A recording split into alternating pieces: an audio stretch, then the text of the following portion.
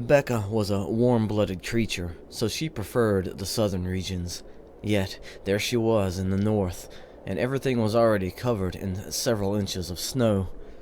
The townspeople walked the streets, their heavy boots already having stamped the white powder down, revealing the grunge that was always there underneath, always the truth. Wet tracks of black and grime trailed along the sidewalks and down the alleys, up the stairs to entrances of abandoned buildings. The snow had tried to hide the boards covering up the windows, but it just piled up below, undisturbed.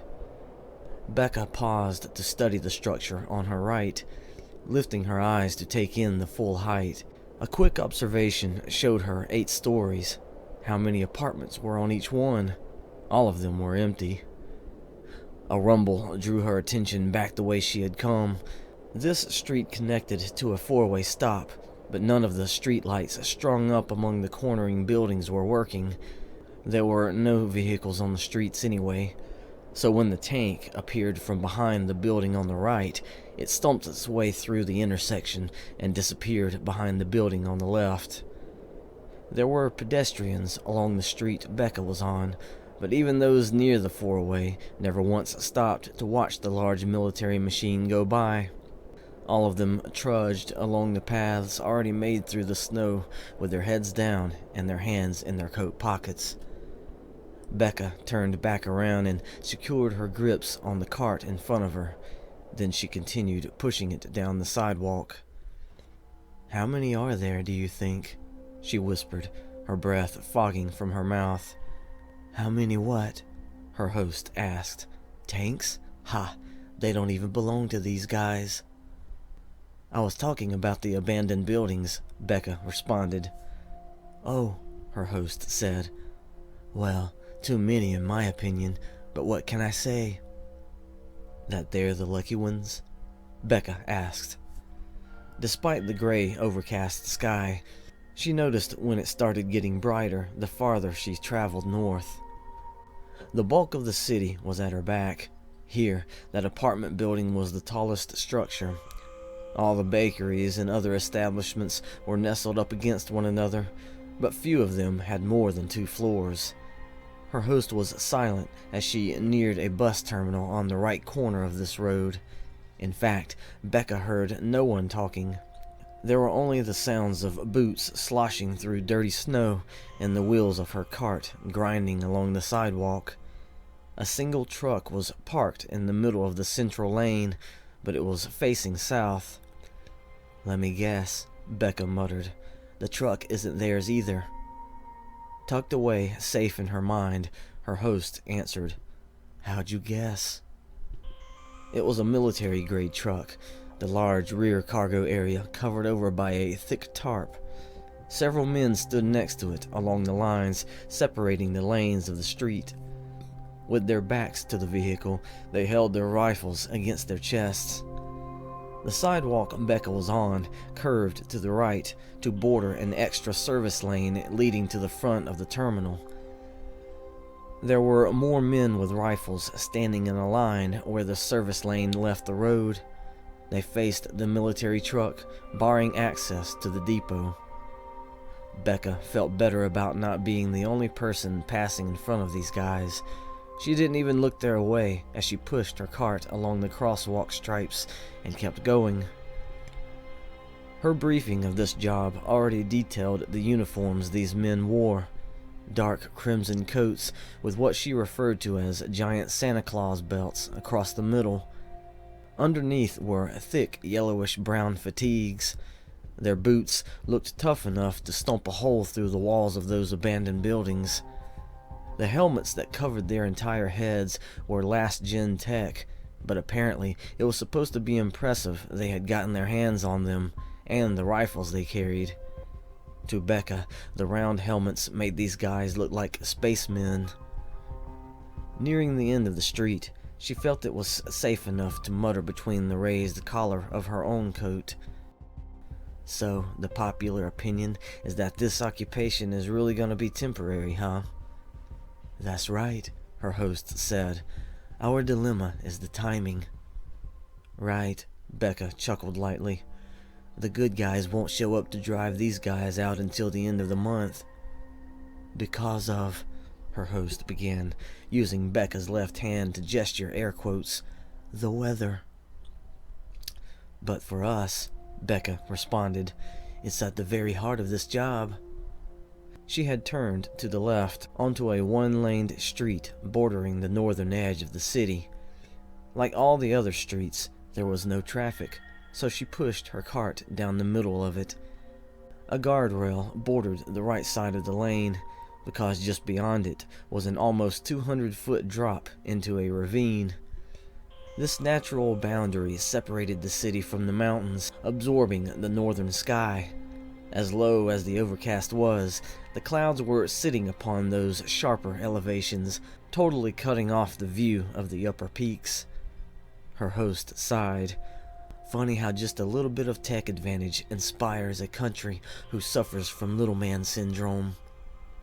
And it happened to work, Bekka snorted. Guess this will be the hard lesson they need to learn. Ha, you talking about them or the city? Her host asked. Bekka thought about it and then answered, well, why not both? Her host laughed. What a crazy corner of the world, eh? Yeah, as far as these wild men from the mountains, sure, they got the initiative, but they never had the brains to be able to sustain what they've accomplished here. Meanwhile, Bekka said, they're a thorn in our side. I almost have total immunity just because I'm a merchant from outside the region. Your people, however. Her host snickered. Yeah, how about that? All these guys really want is the clout this city has. Imports are the lifeblood here, since there aren't many available natural resources to work with. Bekka scoffed. Why all these people want to live way up here in the first place is beyond me. It's their own fault anyway. Her host snickered. Which ones? All of them? This occupying force mainly, Bekka answered. Instead of being cool like the people who live in this town, aren't they known colonizers? And petty colonizers at that. All they got was a portion of the lower mountainside. For decades, they've been the grouchy neighbor who wakes up every morning wanting to fight with somebody just because. And only recently, someone sponsors them. Her host chuckled. Yeah, Bekka barked a laugh. Do you believe the rumors that they're just being used? The bridge crossing over the ravine was just up ahead. There was a small crowd of people waiting to access it, and by access, they would board the monorail that traversed the center of the bridge. Bekka knew about the lanes on either side of the track that vehicles used, but since the current occupation denied such common practices, the only option was the monorail.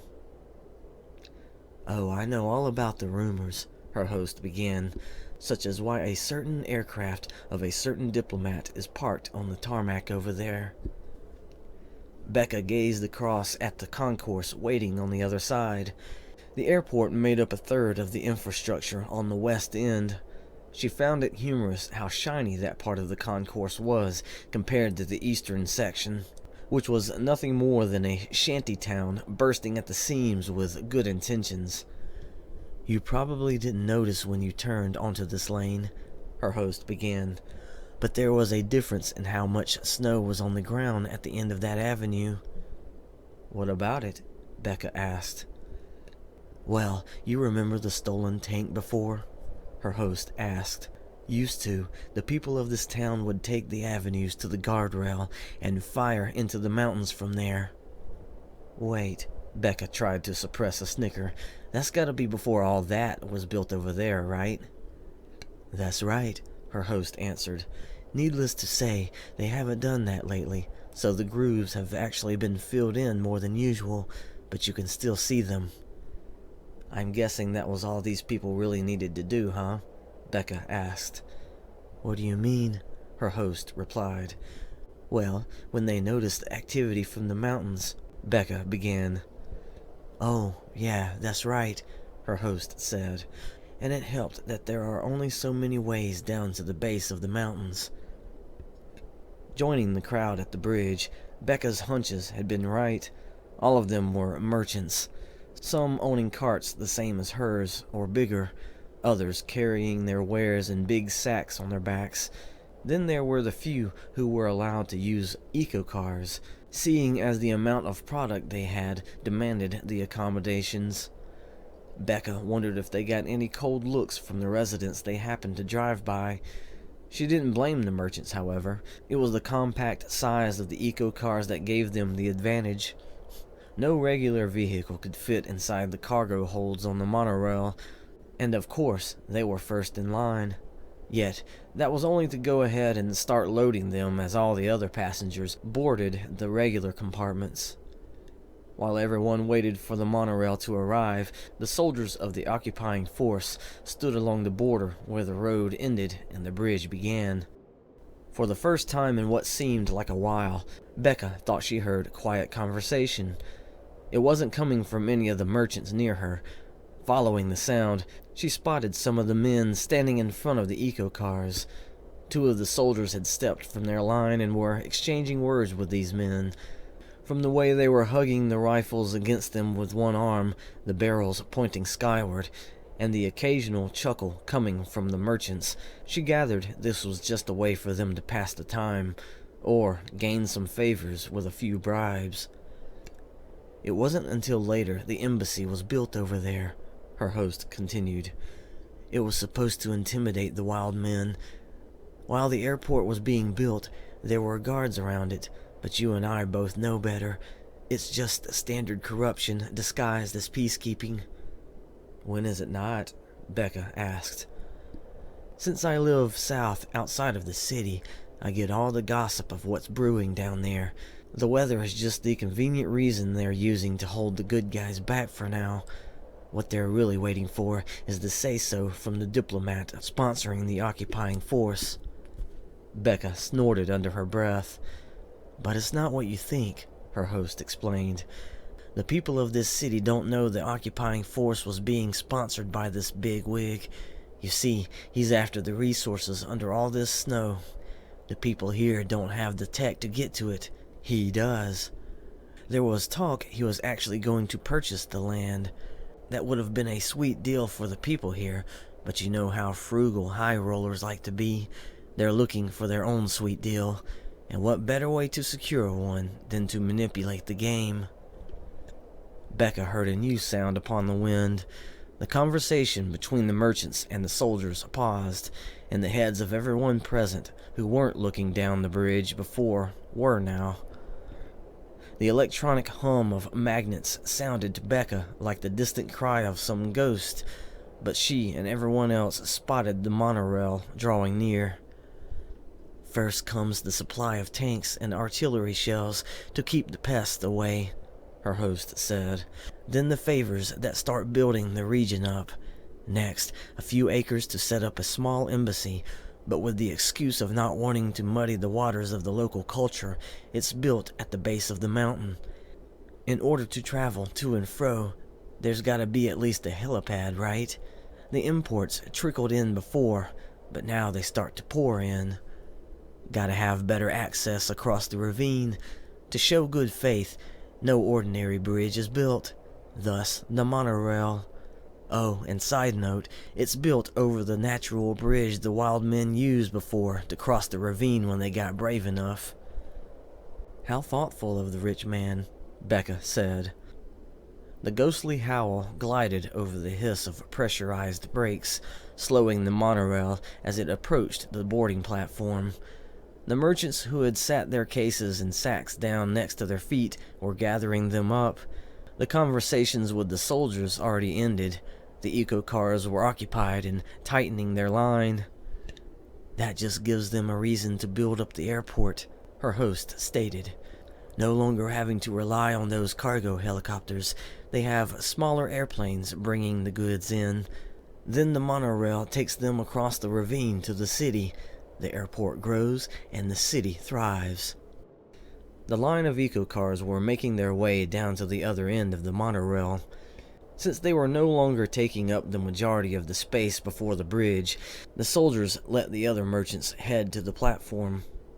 Bekka stayed in the back of the crowd as she pushed her cart onto the bridge. But all this time, there's this pesky little problem, her host said. So now that everything is set in place, all those petty colonizers needed was a little help, even though the area outside of the airport was allowed to build up like it has. Adhering to the habits of the native culture, of course, Bekka snorted. Well, of course, her host replied. All in good faith, right? But they don't have to be privy to all the goods being shipped in. And it's not like they have to worry about an invasive force anymore, Bekka added, since they have an alliance with some wealthy diplomat bringing them into the modern age.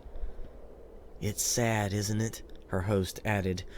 From what I've heard, it sounds like the natives of this town believe the wild men stole from the shipments, and that's how they showed up with all this tech. But, Bekka added, for them to be able to learn how to use those helmets, well, somebody had to teach them. There was a ramp for the merchants to pull or push their carts onto the platform. Bekka had already used it and was heading for the rear of the monorail. Along the way, people had disembarked and were standing just outside of the doors. When they spotted their partners approaching, they waved them over. Bekka kept going. Those pesky neighbors suddenly show up with gear high-tech to this region, and these people are forced to retreat south, her host explained. But that's only to sign a treaty giving permission to the southern forces, who happen to be funded by the same diplomat, to come in and blot out a decades-old nuisance. And as thanks for saving their city, the bigwig gets the land at a better deal, and now he can finalize the schedule he's had planned for years to come in and start mining for those juicy minerals underground. Heh, I bet that treaty has been sitting in some safe for quite a while, Bekka said, just waiting for the present situation. Oh, you wouldn't believe how far back all this goes, her host said. We're just watching an age-old plot play itself out now. Meanwhile, your people are stuck over there, Bekka added. Her host exhaled slowly through her nose. Yeah. After a moment, Bekka grinned. She was right. You're well informed. Who? Her host asked. My boss, Bekka answered. Ah, her host responded. Yeah, well, in my previous life, I had to be. Never broke the habit, I guess. The end of the history lesson brought on the silence, which caused Bekka to stop and look back. All the other merchants had found their contacts and were boarding the monorail or still gathered alongside it. Feeling singled out like this, she wondered if the soldiers expected all of the merchants to have met their contact by now. She at least knew which compartment was designated for her, so she turned back around and kept going. As soon as she did, she spotted someone heading toward her. The guy lifted his hand in greeting and quickened his pace. She stopped and waited for him to arrive. Sorry, he breathed, passing up the cart to stand next to her. With his hands in his pockets, he leaned forward and said, I wasn't sure if you knew which compartment I reserved. Like the collar of her coat, his was turned up too, but he had zipped the front of his coat all the way, so the bottom half of his face was covered. He was also wearing a thick, fuzzy cap. The only part of his face Bekka could see was the area around his eyes. The photo on his profile wasn't a regular mugshot like usual. Apparently, it had been one he scrounged up and sent in accordance with her agency's protocol. He had been testing out the camera on a drone, so he was captured from the waist up and slightly blurred, but it had been just enough. She recognized his eyes. Even now, they had that preoccupied look. It's okay, she said. I remembered. Ah, he said, leaning away and nodding. The two of them stared at one another a moment. He glanced at the cart, back to her, and then back to the cart. Pulling one hand from his coat pocket, he pointed at the cart and asked, You, want me to? I'll take it if... Regarding the cart, she then returned to him. Sure, thanks. Taking her hands away, she stepped back. Cool, he said, and then bumbled over to grip the handle. Before he started to push, He looked back at her and then nodded toward the end of the monorail. This way. Bekka held back a snicker and followed him. Yeah, her host said. He's a bit of a recluse. You'll have to excuse his awkwardness. Bekka was grinning as she boarded the compartment. Her contact loaded the cart afterward. Bekka stood in place and just stared. Now this is more like it. They had the compartment to themselves. The ride across the bridge would only take a minute tops once the monorail started moving. Yet the long couch shaping itself with the curve of the room's far corners was given 2 tables. There was enough space between them a third person could sit without feeling squished in. Her cart was parked along the front wall and next to the door that was now closed. The whisper of the frigid air was replaced by the hum of the ventilation shutters in the ceiling. She would have taken her coat off, but thought better of it since they weren't going to be on here long. Too bad, she moped inwardly. Yeah, the guy said, stepping around from the other end of the cart. I went ahead and splurged on the ride over. Figured we needed the privacy to discuss a few things before we get to the other side. Pulling the glove off, he extended his right hand. Alex. Removing her glove, she shook his hand. Bekka. When they released each other's hands, she added, So you're the middleman. She was following him with her eyes as he stepped past her and sat down on the edge of the couch nearest the door. Leaning forward, he rested his elbows on his knees and looked up at her. Then he looked down and nodded. Yeah, that's me. When he looked back up at her, he asked, Is Selena with you now, or? Bekka nodded and tapped the side of her head. She's here. You said you had a way of being able to communicate with her? He paused, and then his eyebrows went up. Oh yeah. Straightening his posture, he dug into the right front pocket of his pants. Got it right here, he said, grinning as he pulled his hand free. When he presented his upturned palm, there was a short plastic bottle laying in the middle. It was solid white, no label. The top of it had a narrow neck with a pointy red cap sealing it. Reaching to take it, Bekka said, So, my boss was telling the truth? She told you, huh? Alex replied, resting his hand in his lap. Guess that makes it less suspicious, haha. Bekka held the bottle out in front of her and studied it. Smirking, she replied, Maybe. Nanomachines, right? Yep, Alex answered, stuffing his hands inside his coat pockets and slouching forward. Latent nanotech until you snort them up your nose. Bekka twisted the cap off to see the little nozzle at the tip of the neck. Fast track to your brain, and they get right to work with your nanomachines up there, he continued. Holding the bottle in front of her face, she looked past it at him. His cordial grin faltered. Oh, they're only programmed to combine with the communication gestalt in your network. Kind of like enzymes attaching to the right cells of the body. Nothing else will be bothered. Bringing her focus back to the bottle, she said, So you got some intel on my implants. Pulling his hands from his coat pockets, he raised them in surrender. Only what your boss was willing to tell me. Lowering his hands, he continued, I had to get some kind of intel to know what I needed to bring with me. Still staring at the bottle, Bekka asked, So, should I hit it now or wait till... Oh, he began. You can take it now if you want. They'll last a good 8 hours before they break apart. Wow, Bekka said, lowering her hands some to look at him. Yeah, I figure we won't be on the job for that long. Alex ran his hand over his cap. Well, I figure it might take us at least 2 hours, if that. Letting his hand drop in his lap, he added, The limit of their range is around 700 feet, more than enough for what we have planned. Shrugging, he finished with, I've got fancier stuff, but figured we didn't need it. She lifted the bottle to eye level again. I see. You act like you don't trust him, Selena, her host, said. Bekka didn't give a verbal response, only a light snort.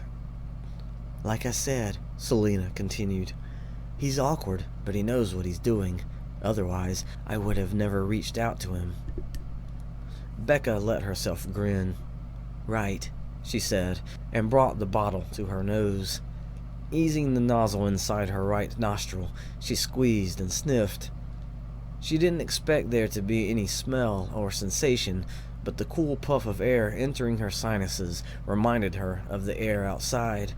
Her eyebrows went up as she brought the bottle away and studied it, if that would disclose any explanation of the experience. "Smell like peppermint?" Alex asked, grinning. Looking at him, she asked, "Is that what that is?" He reached over and retrieved the bottle after she twisted the cap back on. Stuffing it into his coat pocket, he answered, "Still feeling it?" Casting her eyes up in consideration, she replied, "Don't think so. No, not anymore." "Yeah," he said, nodding. "See, not painful at all." "How long until you'll be able to hear Selena?" she asked. A muted hiss sounded under their feet. Something dislodged, and Bekka felt her weight shift. Adjusting herself, she listened to the hum of the magnets as the monorail floated along the bridge. It varies," Alex said, reaching up to lift the right side of his cap. Revealing his ear, he turned his head so Bekka could see the little device tucked away inside. "I told her to wait at least 5 minutes and then try saying something to me." He lowered his cap and rested his arm in his lap again. "But I figure the two of you will be conversing the whole time, so I'll eventually catch part of it." "And that piece picks up your voice too, huh?" Bekka asked. "Yeah," Alex answered. "If you start hearing my voice inside your head, don't freak out. That's the nanomachines connecting." "That'll be trippy," Bekka chuckled. Casting his eyes to the floor, Alex grinned and bobbed his head up and down. "Right. But that's mainly for the second phase of this job. Oh," his eyebrows went up as he straightened his back. "Almost forgot." He had to pull the glove off his left hand to reach into that front pocket of his pants this time. "Might as well go ahead and give you these," he said, retrieving what looked like a thin rectangular plastic strip. Handing it to her, he finished with, "They're already connected to the drone." Bekka took the device from him, her fingers quickly figuring out its shape. Unfolding 2 sections away from the main piece, she disclosed what she assumed it was. Pinching the right arm of the flimsy pair of sunshades, she said, "Are you sure they won't blow off my face? These things are ridiculously light." "Not with the way you're wearing your coat collar turned up like that," Alex said, nodding in her direction. She held the pair of shades with both hands and slipped them over her eyes. There was no difference in material between the frame or the lenses, so she was seeing everything under a light tanned hue now. "When the drone is activated," Alex said, and pointed at the shades, "you'll see the feed in your right eye." "Cool," Bekka said, and leaned back to sit on the front edge of her cart. Crossing her arms and her feet, she asked, "So, after 8 hours, the nanomachines will just dissolve?" His eyes cast down at the floor. Alex nodded. "They're made up of protein granules, so they'll just get absorbed in your bloodstream, and that's that." Bekka felt the pull on her body when the monorail applied the brakes. The hum underneath cycled downward through several pitches. She snickered. "You weren't lying." "Yeah," Alex said and stood up. "I'll take the cart." Stepping past her to the other end of the cart, he gripped the handle. "I might as well, since I know where our lot is. Heh." Then he lowered his head, continuing to grin. Bekka hadn't lifted herself from the cart yet, so she was looking over her shoulder at him. She had to tilt her head back just enough to be able to see over the edge of her collar. Was that a bashful expression on his face?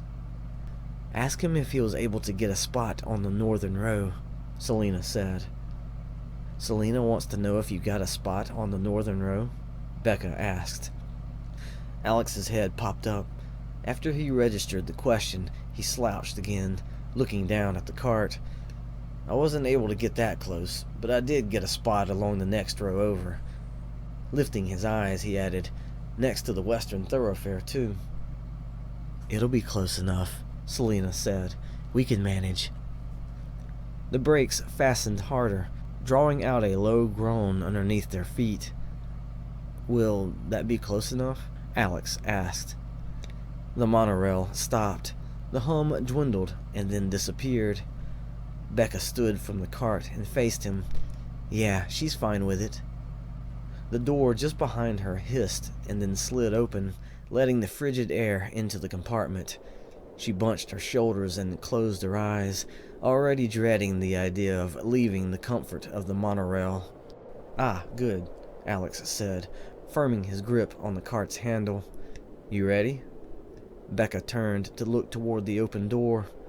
"Not really." There was a ramp near their compartment. The eco-cars would eventually use it, but they were slow to disembark the cargo hold. Bekka and Alex used this chance to get a head start, leaving the platform. Their placement on the monorail had already put them several rows deep in the shanty town, yet they still had a ways to walk. Since this side of the concourse wasn't paved, the cart hit every bump in the uneven ground. The snow lingered where it could, but so much traffic of all kinds traversed this western thoroughfare, forming a type of wide ditch, revealing the cold, wet rock under their feet. Bekka wanted to study the market, but she couldn't help but notice the boarding platform for the monorail continued on, despite the track ending where the vehicle was parked. There were no more ramps, though, and with a soldier of the occupying force positioned along it every several yards, she gathered it was more like a barrier. Facing the shanty town with their rifles in hand, they were making sure to keep everyone away from the airport on the other side. There were a few cargo planes parked along the tarmac, but she spotted the smaller jet closer to the terminal. "Taking in the sights?" Alex asked. When she looked at him, he was looking toward the airport as well. Not getting an answer, he glanced back at her, and then turned to look at the market. "This is where all the real action is," he said. Bekka looked and noticed the soldiers of the occupying force first. There were small groups of them gathered around the large trucks parked at the ends of some of the rows. Different from the military trucks, these were painted white and had a name and logo on the side. Watching some of the soldiers loading the contents down the ramps from the back sections, she presumed these vehicles belonged to the diplomat. Stored in crates or boxes, the freight was stacked up at the bottom of the ramp. From there, other soldiers were placing them on motorized carts and taking them down the rows for delivery. "So that's why those cargo planes are over there, huh?" she muttered. "Talking about the cargo they're unloading now?" Selena asked. "Yeah, the diplomat's tactic of keeping peace by keeping things going despite the occupation." The soldiers that weren't helping in the effort were scattered about the rest of the shanty town, walking in pairs, sometimes in small groups, their rifles in both hands, the barrels angled upward, but still low enough to inadvertently threaten those on either side of them. Yet the merchants, the customers, they paid them no mind. If it was so easy to pick out these soldiers from the civilians, she wondered if she could distinguish the natives of this town from the visitors. Having walked among them as she made her way north, she was curious if she'd find the same downtrodden expressions on their faces here. Meanwhile, men were pulling large canvases off the backs of carts, or unloading boxes from the back seats of eco-cars. Others stood together in front of some of the buildings, watching a guy arrange a variety of electronic gizmos along a table. There was a woman fanning the coals on a grill, the neon signs attached to an apparatus above it, depicting the shapes of burgers and hot dogs and other foods.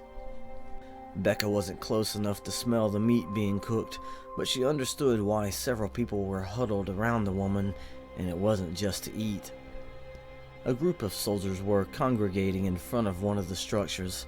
Half of them were overseeing the others, who were pulling on ropes attached to the corners of what Bekka figured was a large tarp. As she watched, however, she realized it wasn't any manufactured material, but several animal skins tied together. Were those bear pelts? Most of them were white, but a few were slightly tanned. The occupying soldiers were pulling this canopy away from the front of the building, extending the roof further out into the walkway. There were wooden posts laying together next to the soldiers who were looking on.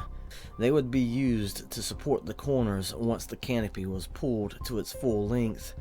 She had seen other buildings done this way, but didn't think anything of it until now. The setup made sense, she thought.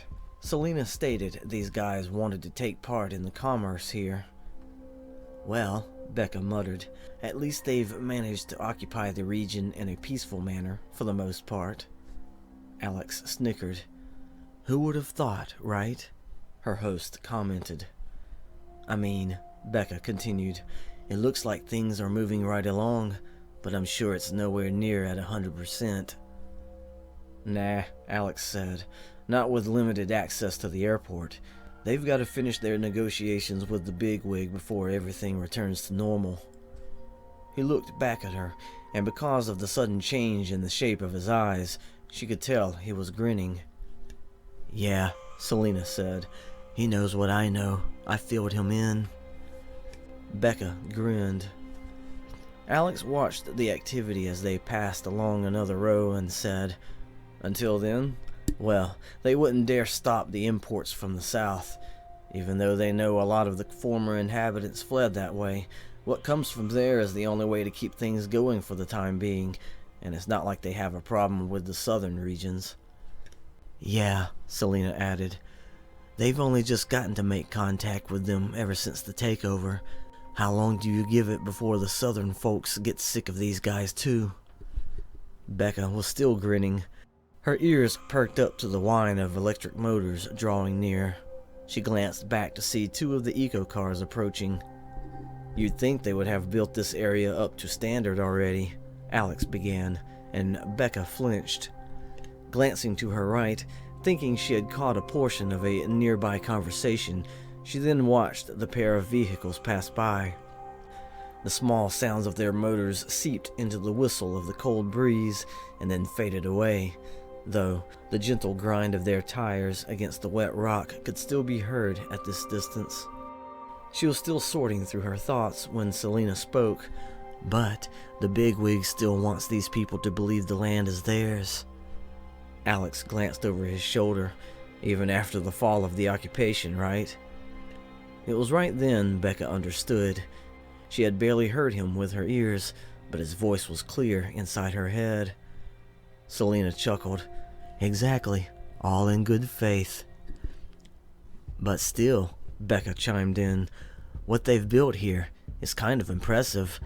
Not every merchant has to push their wares out in the cold. Those big buildings there, she pointed down one of the rows. They're like old-fashioned arcades, aren't they? Pretty much, Selena answered. There's just no plumbing. Not yet, anyway. But at least they have electricity. Conduits running underground from the airport, or? Bekka asked. Actually, Selena began, they're running through the monorail bridge, part of the infrastructure to connect the airport with the town. Bekka hadn't spotted the central hub for all the cables, but there were wires running overhead between the buildings at the end of each row. Whenever she got an angled view of the rest of the structures running toward the eastern end, she glimpsed some of the wires headed that way. Every shack, every strip of buildings, every arcade was lit from within. Most of the buildings were constructed with tin siding and sloped roofs, but she could tell many of them were made with wooden cores. The tin just kept the snow from rotting the boards. The windows that weren't plugged with metal shutters or vents actually contained glass panes set within iron frames. It was possible there were electric heaters established in a lot of the buildings, but just about every one of them had some type of smokestack poking from its side or the roof. Customers could enter those places and get a little relief from the weather while they traded with the merchants, But then there were the larger shacks with the opened areas in the front. Some only had thin tin roofs supported with wooden joists and studs. Others were like cubby holes tucked underneath the tall front ends of the structures. Then there were the long stretches of booths, placed underneath a patchwork of tin supported by rows of wooden columns. Most of those spaces weren't occupied right now. Still, she began, unable to suppress an entertaining thought, it's a wonder anything is happening at all. I mean, what percentage of these customers aren't the town's original inhabitants? The merchants have to have a reason to keep setting up shop.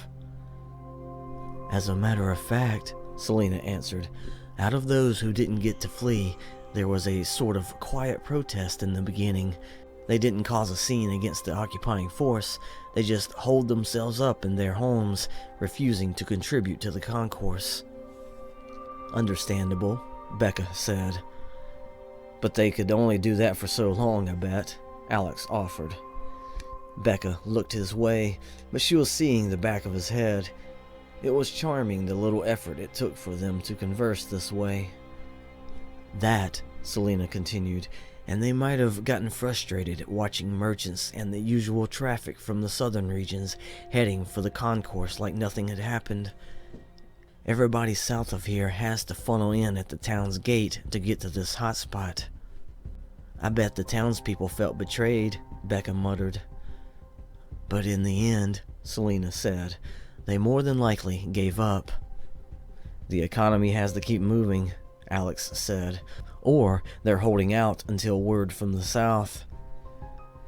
After passing up another row, he glanced over his right shoulder and then pushed the cart to that side of the thoroughfare.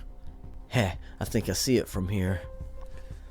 Bekka studied the angle he was looking and then considered the buildings standing near the end of the approaching row. Like the others, all the shacks and cabins were standing back to back, facing the spaces where the customers walked. Taking the cart in front of those facing the mountains, he greeted the guys standing before the building at the corner and ignored the two soldiers who happened to be leaving the row. That first building on the corner was one of the many shacks inviting customers inside the lit interior. As soon as Alex stopped the cart in front of the lot beside it, Bekka groaned. She had spotted a setup like it among the previous rows and hoped that the one they'd be using wasn't similar. But of course it was. The building was tall and skinny, the upper section like a cube enclosed with tin. The opened cubbyhole facing the walkway at least had a counter where a merchant could hawk their wares. That was the thing, though, that Bekka was frowning at. There was nothing between the space just on the other side of the counter and the rest of the world. Cozy, huh? Alex said, startling her negative thoughts. No longer having to face her to converse, she imagined he might have been gazing at the structure with a little bit of pride, yet she couldn't miss the tinge of sarcasm in his tone. Just remember, it's only temporary, Selena said. Besides, it stopped snowing. You're wearing the type of coat I suggested, so the occasional gust won't be too bad. Yeah, but you are used to the cold, Bekka groaned. Alex chuckled. There was enough space between their building and the next one down to fit the cart. Alex pushed it through and parked just past the door leading to the cubby area. The top of the cart was a set of segmented pieces, so when he slid them toward the front, they curved down to rest on that end. He and Bekka stood on either side and looked in. We gonna set them all out, or just some? Bekka asked. Alex shrugged his shoulders and tilted his head to the side. Just a few. Does it really matter, right? He reached in to grab a drone from the top of the stack, lifting it to present it to Bekka, he said. Nice and compact. Bekka reached in and grabbed one. Whenever I was checked at the gate, they were crazy interested in these little guys.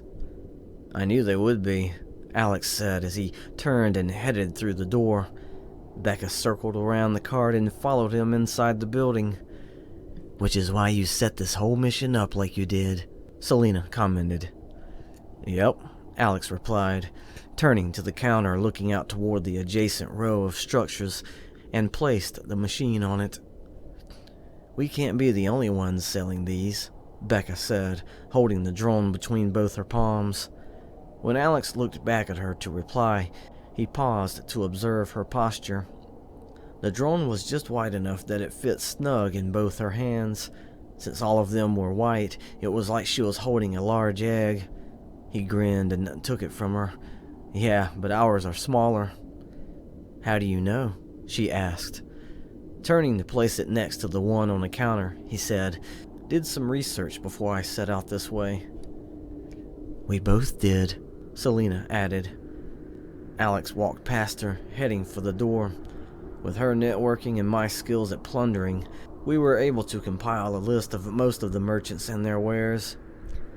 Bekka followed him back out, noticing he was keeping his voice low so that he wouldn't be overheard by anyone walking by. Yet he was still loud and clear in her head. He leaned over and took 2 drones from the cart this time. Holding them up to either side of his head, he looked at her and said, "And what better way to be on the good side of the occupying force than to have them salivate over something to help their cause?" Bekka glanced toward the middle of the walkway. No one was walking by, but that wasn't what she was looking for. Her thoughts had taken her to what the other merchants would be selling.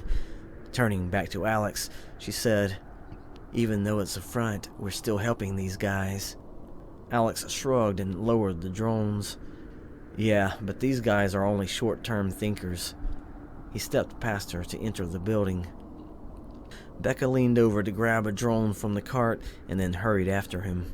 Still, as he spoke, she didn't miss any of what he said. "Those helmets, those rifles, heck, even the tanks, none of it will be enough to stop the inevitable." "Yeah," Selena added. "The southern forces have more than enough at their disposal to handle these mountain bandits." Bekka stepped over to Alex's side at the counter. They both sat the drones they carried with the others, forming a line. "Theirs now," she said. "But the diplomats later, huh?" Alex looked at her. "Keeping the economy going." He then stepped past her, heading for the door again. She followed. "Since we're gonna be here for a while," he said, bringing his voice to a normal level, "might as well set our rations inside." He reached into the cart and lifted one of the drones to reveal a metal box underneath. Pulling it out, he handed it to Bekka. When she took it, he added, "There should be a heater just inside the back room. Some of the canned foods taste better if they're warmed up." Then he leaned over into the cart again to pick out 2 more drones. Bekka carried the rectangular metal box back into the cubby area. There was a door in the middle of the back wall.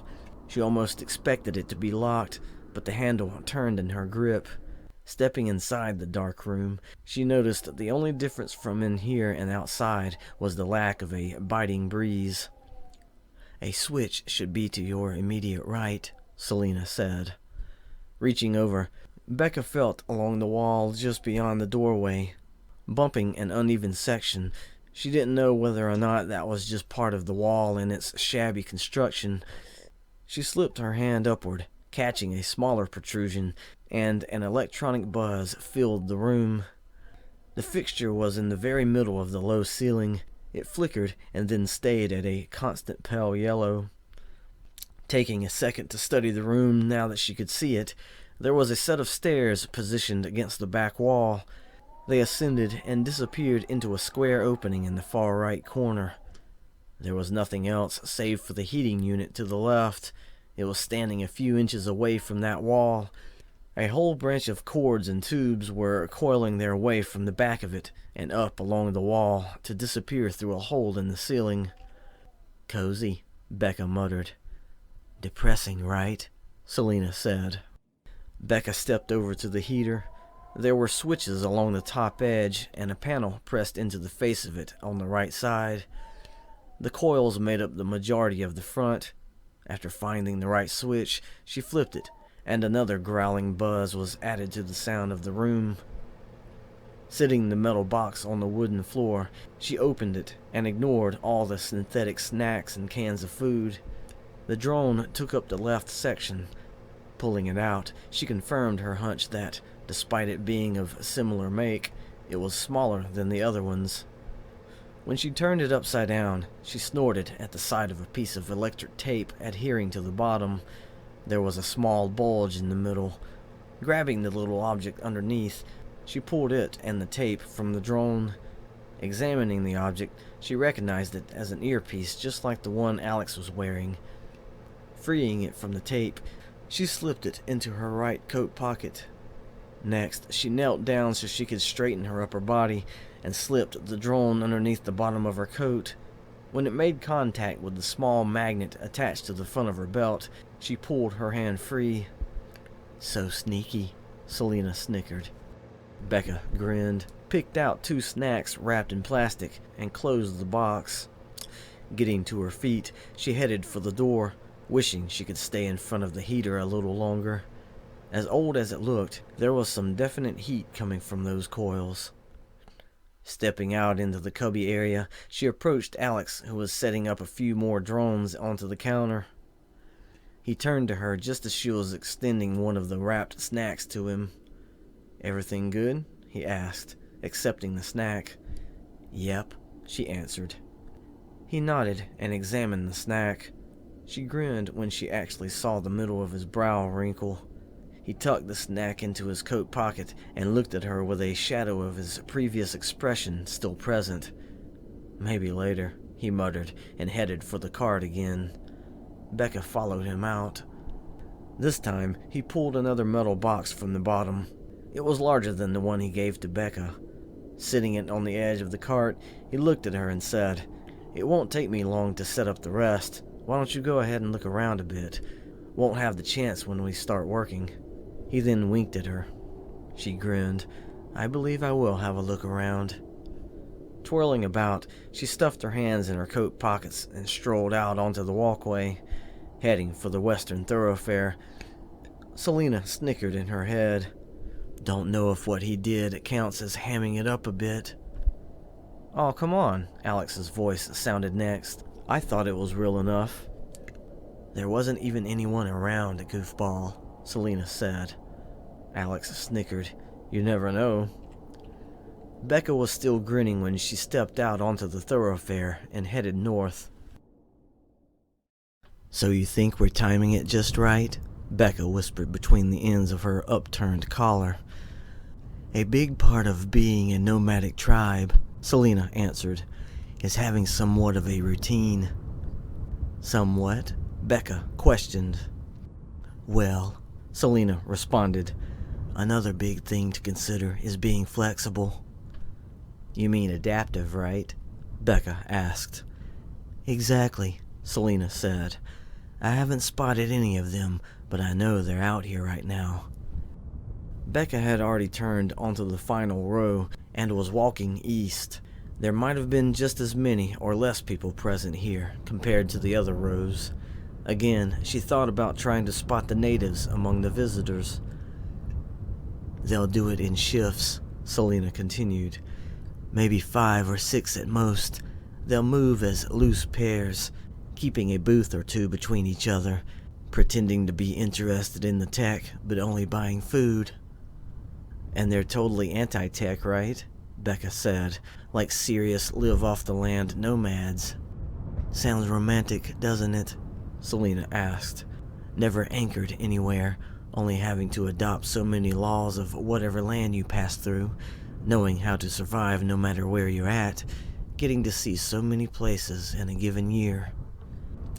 "But you know for a fact that they've been delayed," Bekka whispered as she walked past a small group of people.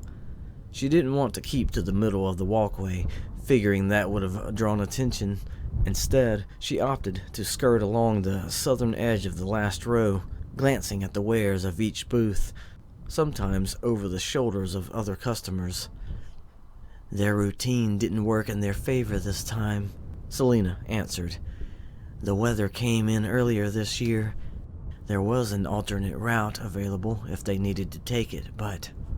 Bekka glanced to the left, watching a pair of soldiers walking near the northern stretch of booths, heading west. "Those guys." How about that, huh? Selena scoffed. Blocked both ways, and backtracking isn't an option. So what have they been doing for these 3 days?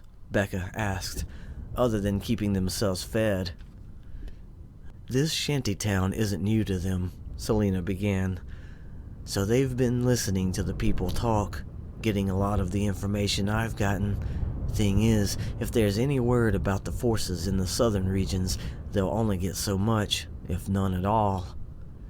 Right, Bekka whispered. She was passing by the entrance to one of the arcades. She glanced inside, but didn't slow her pace, so she couldn't see much. A food vendor was stationed next to it. She smelled the meat, but couldn't see it. The grill the guy was using looked like a submarine. The side facing him was open, but the steam belching forth was settling on the area like a fog. She wasn't starving, but knowing all that she and Alex had were synth protein snacks, her pace almost slowed.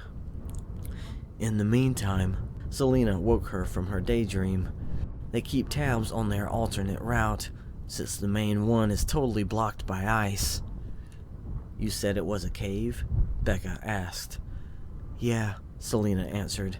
Just a narrow winding corridor, but there's no way to even get to it with the conditions up there now. Which is why they were forced to come further south. Only to find the situation as it is, Alex's voice chimed in.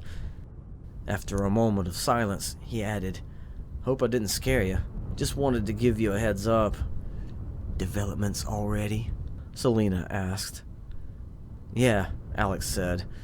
Had some soldiers pass by the booth pointing out the drones. They kept going, but I bet they're about to tell their buddies. How long can you stall them by yourself? Selena asked. The route I programmed into the decoy drones will go for about 10 minutes and then land themselves, Alex answered. If they want more than that, I'll need you over here to give them a show. Gotcha, Bekka said. If we have to, we'll send up this drone after a cell. Sounds good, Alex said. He's gotta be out here, Selena mentioned, her attention suddenly away from the conversation. 2 different generations each pair, huh? Alex asked. One with experience and one who is gaining experience, Selena replied. But Tessin is a lot like me. Mentioned that before, Alex said. The younger members of the tribe were showing signs of straying. Isn't that what you said the older members called it? Being rebellious, Bekka muttered. Then she snickered lightly. How much trouble do you think they're causing up there right now? As frustrated as they might be, Selena began, they'd still behave themselves, especially with this occupying force being a real threat. Cooperation means keeping the tribe alive, and that's what's most important, regardless of youthful idealism. But this Tessin guy, Bekka whispered, he'll be open to your plan using tech. That, Selena answered, and because it's me giving it to him. Neither Bekka nor Alex said anything for a moment. The voices of the customers filtered across the walkway, while snow crunched underneath everyone's boots. Then Bekka whispered, He really didn't want to leave with you, huh? I didn't let him, Selena answered, and in the eyes of everyone in the tribe, he was innocent. They never knew anyway. But they never suspected you of that, right? Alex asked. No, Selena answered. I just knew the timing was right. He would have given himself away, and I had grown fed up with their stuffy ways. Ironic, isn't it? If this goes as planned, the tech they loathe so much is going to save them all.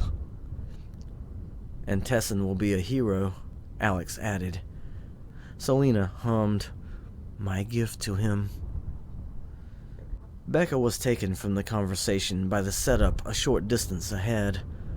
A concentration of soldiers over there. Oh yeah, Selena said. That's the place. Already at the mountain pass? Alex asked. Coming up on it, Selena answered. The northernmost line of booths and shacks stopped short, while the adjacent line kept going for a little ways. A wad of spacemen wearing crimson coats with big Santa Claus belts were taking up the upper corner of the shanty town. Bekka could tell some of them were standing on a slope. The section above them was steeper, but it curved to the left, disappearing between two rock faces.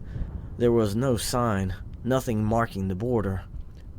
Selena never mentioned if these guys had taken one down as an indication of unifying the two territories, though Bekka supposed them setting up an understood station there counted as such. She thought there'd be more to look at, however. The only thing that drew attention to this corner were the soldiers. "You might not can tell," Selena began, "but several feet below the point where that path curves to the left, there's a crevice on the east side. The alternate route would have exposed the tribe briefly as they cut across the path and slipped into that crevice, but they can't do that now.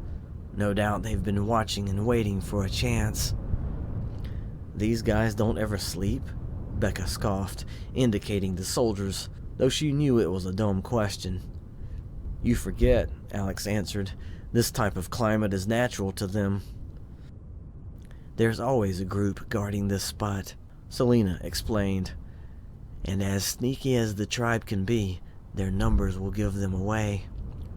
"So where are they coming in at?" Bekka asked. "Turn around," Selena said. "We've gone far enough anyway. I just wanted you to put eyes on it." Bekka stopped and turned toward the northernmost side of the row. Skirting along a group of customers at one of the booths, she started heading back west. "There's a steep path that winds down to the top of this concourse," Selena continued. "Luckily, it's on this side of the monorail platform. It opens behind one of the booths." "That's where we're gonna hide it?" Bekka asked, waving off a merchant who was showing her something that looked like an old scroll. It was even wrapped with a red ribbon. "You got it," Selena said. "It's the tallest building, one of the oldest too. There are stores and rooms where people can sit and eat, perfect for the tribe members to sneak around and step out the front door like they've always been here. The bottom floor is totally open. It's a fish market. Not as active as it used to be, but there will be cover enough we can drop the drone off." Listening to Selena's description, Bekka grinned and asked, "You've probably thought of it before, but why not wait around there until someone you recognize steps out the front door?" "Wouldn't that be convenient?" Alex chuckled. "Yeah, thought about it," Selena said. "I mean, it makes sense. We could even hang out inside and stumble upon one of them on their way through, but..." "It has to be this Tessin dude," Bekka said. "Exactly," Selena answered. "Just another heads up," Alex began. "I might have some customers. Not our target guys. Gonna turn my voice down so I won't be a distraction. I'll still be able to hear you two, though. You'll hear me when it's time for the plan." "Gotcha," Bekka said. "Darn," Selena commented. "And here I thought we could have some more girl talk." "Pfft," Bekka snorted. "Girl talk, huh? Must be something about this Tessin guy you want to share." "Am I being that obvious?" Selena asked. Bekka let a big smile wash over her face. "Now, I was just guessing, but apparently I was right." "You know good and well you weren't guessing," Selena said. "Well, for Alex's sake," Bekka said, "at least give me some description of what these tribe members will be wearing. Or will they be camouflaged?" "You probably won't be surprised to hear me say this," Selena answered. "But even with clothes unique to their tribe, they blend in almost anywhere. I just have to." She gasped and went silent. Bekka stopped walking and glanced about. Keeping her voice low and tucking her chin down slightly, she whispered, "What is it?" Another moment went by before Selena answered. Bekka kept searching either side of the row, trying to stumble upon something obvious. "Is it him?" Selena whispered. Still keeping her chin tucked downward, Bekka moved her eyes about. "Where?" When she didn't get an answer, she prodded her host. "Selena, where do I look?" She hadn't even distinguished the natives of this town from the visitors yet. Some of the merchants could have been natives. The only ones who stood out were the soldiers. There might have been a few patterns of clothing she had picked up on, ones she wanted to attribute to visitors of this region, but still, it was like trying to list off how many different ways one could dress to stay warm. Kind of pointless. "I need to take over," Selena suddenly spoke up, pulling her attention inward. Before Bekka replied, she took note of Selena's tone. As open as her host had been all this time, had a barrier gone up? Taking another quick glance about, finding nothing that gave itself away, she drew inward once more. Relaxing her shoulders, she exhaled. "Okay, go ahead." Standing there, she thought the moment would be instantaneous, but then she wondered if Selena was hesitating. The first sign came from the fingers of both her hands. Without her say-so, they flinched and then balled into fists. Her head turned to look across at the southern portion of this row. There were several people standing before the nearby booths. None of them were of the occupying force. All wore different types of attire of varying quality or level of depreciation. What was Selena seeing? When her host took her from one side of the row to the other, she figured the only way she'd find out is to let this supposed meeting happen. As strange as it would be to apply a separation between her and her host, Bekka might have felt like Selena was about to go someplace others weren't invited. All this talk of an exclusive tribe had conjured up thoughts of the mysterious, yet she couldn't lie about wanting to ascribe a select number of negative assumptions as well. All of that aside, Selena's stride had been a straight line, bringing her to a specific booth. Bekka didn't care what was being sold there. She singled out the 4 people standing in front of it. 2 people stood together along the right. Another person was standing near the middle. The 4th person was along the left edge, almost as if they were about to leave that booth and slip over to the next one. A space between that person and the one standing near the middle was wide enough to fit someone else. Selena was going for it. That narrowed things down. The person on the left was wearing a thick, puffy coat that didn't extend too far down to cover their legs. The pants they wore were covered in a layer of polypropylene material. The bottom portions were tucked into their boots, which reached up to the middle of their shins. The coat had one of those hoods that remained tucked away inside a pouch built into the collar, available when needed. Since this person was using it, she couldn't see their face at all. The person on the right wore a long coat like the one she was wearing. While hers was new, theirs had all kinds of smudge marks and stains, but the thick material looked like an enhanced tweed polyester. She could have been wrong about that, but there was no mistaking how durable it was. A hood of similar material had been sewn into the collar. Bekka wanted to get a closer look at what the person was using as binding material, but Selena kept her head facing forward and down at the counter full of trinkets. It didn't take her long to notice how much closer to the person on the right Selena had placed her instead of the person on the left. To confirm her suspicions, the person on the left slipped over to the next booth, but Selena remained in place. Glancing over just a little, she watched the person on the right reaching out and fiddling with one of the trinkets, running their gloved index finger down the metal surface and then picking the thing up to flip it over a moment, only to sit it down and show another random trinket the same thoughtless attention. Bekka noticed the motions, sure, but she was more interested in the person's glove. Truly a custom-made piece of clothing. The material looked to be much the same as the person's coat, but it had been dyed a dark gray. 2 pieces had been sewn together to cover the palm and back of the hand. Each finger was 2 pieces attached to each other and then sewn onto the larger section. Her eyes were glued to the wrinkles of each joint, almost like those wrinkles had been there before all the pieces were put together to form the glove. When she got a chance to see the palm, it was stained with years of dirt and oil and soot. She could have taken the reins from Selena and focused on the side of the person's face, but she didn't. Something else caught her attention. Her fingers were shaking. This person placed another trinket down onto the table and brought their hand back as though they were about to place it in the pocket sewn onto the front of their coat, a gesture signaling they were about to leave the booth and head for another one. Bekka's lips moved, and air was pushed from her lungs to form words. Nowhere binds people like us, because we are bound to no land. She heard the scrape of skin against thick material when that person jerked their head in her direction midway through Selena's cryptic greeting. When she finished, she finally turned Bekka's head slowly in that person's direction. All she could see was half of the young man's face, since the other half was hidden behind his hood.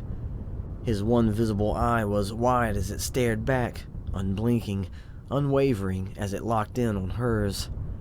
He was the same height as her, but his facial hair was thick, so much so that she might have thought it was unkempt.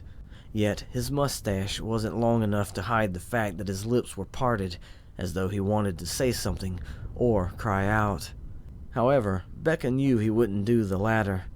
Not with the coarse look of the skin around his eyes, the way his nose was flaring, and the heaviness of his one visible eyebrow. Overall, his skin had a tan she imagined wasn't common around these parts. Neither was the phrase Selena had spoken, yet he knew it, didn't he? There was more, because Selena spoke again. Time is our keeper, our foe, our guide. Bekka could see the frantic puffs of air coming from his mouth. They were keeping pace with the rise and fall of his shoulders. Yet his one visible eye never blinked. She knew Selena was waiting on his response, though. If there was more to this greeting, it was his turn to participate. Maybe that was what did it. Exclusive knowledge exceeding the bounds of the tribe might have been akin to an earthquake splitting a wide-open plain in two, forever cutting off a trail blazed generations ago. The young man finished the gesture he began before Selena disrupted him, and shoved his hands into the pockets of his coat. Then he started to twist away from her. "You won't recognize me," she said, stopping him in mid-turn, "because I'm borrowing someone else's identity." Still angled away from her, he lingered, puffs of air still expelling from his mouth. "But it was the only way I could get this chance to speak with you again," she continued, "ever since I left you in Brotan." The shape of his hood changed when his head turned slightly in her direction. "We can't hide from one another," Selena added. "It was how I spotted you from a distance.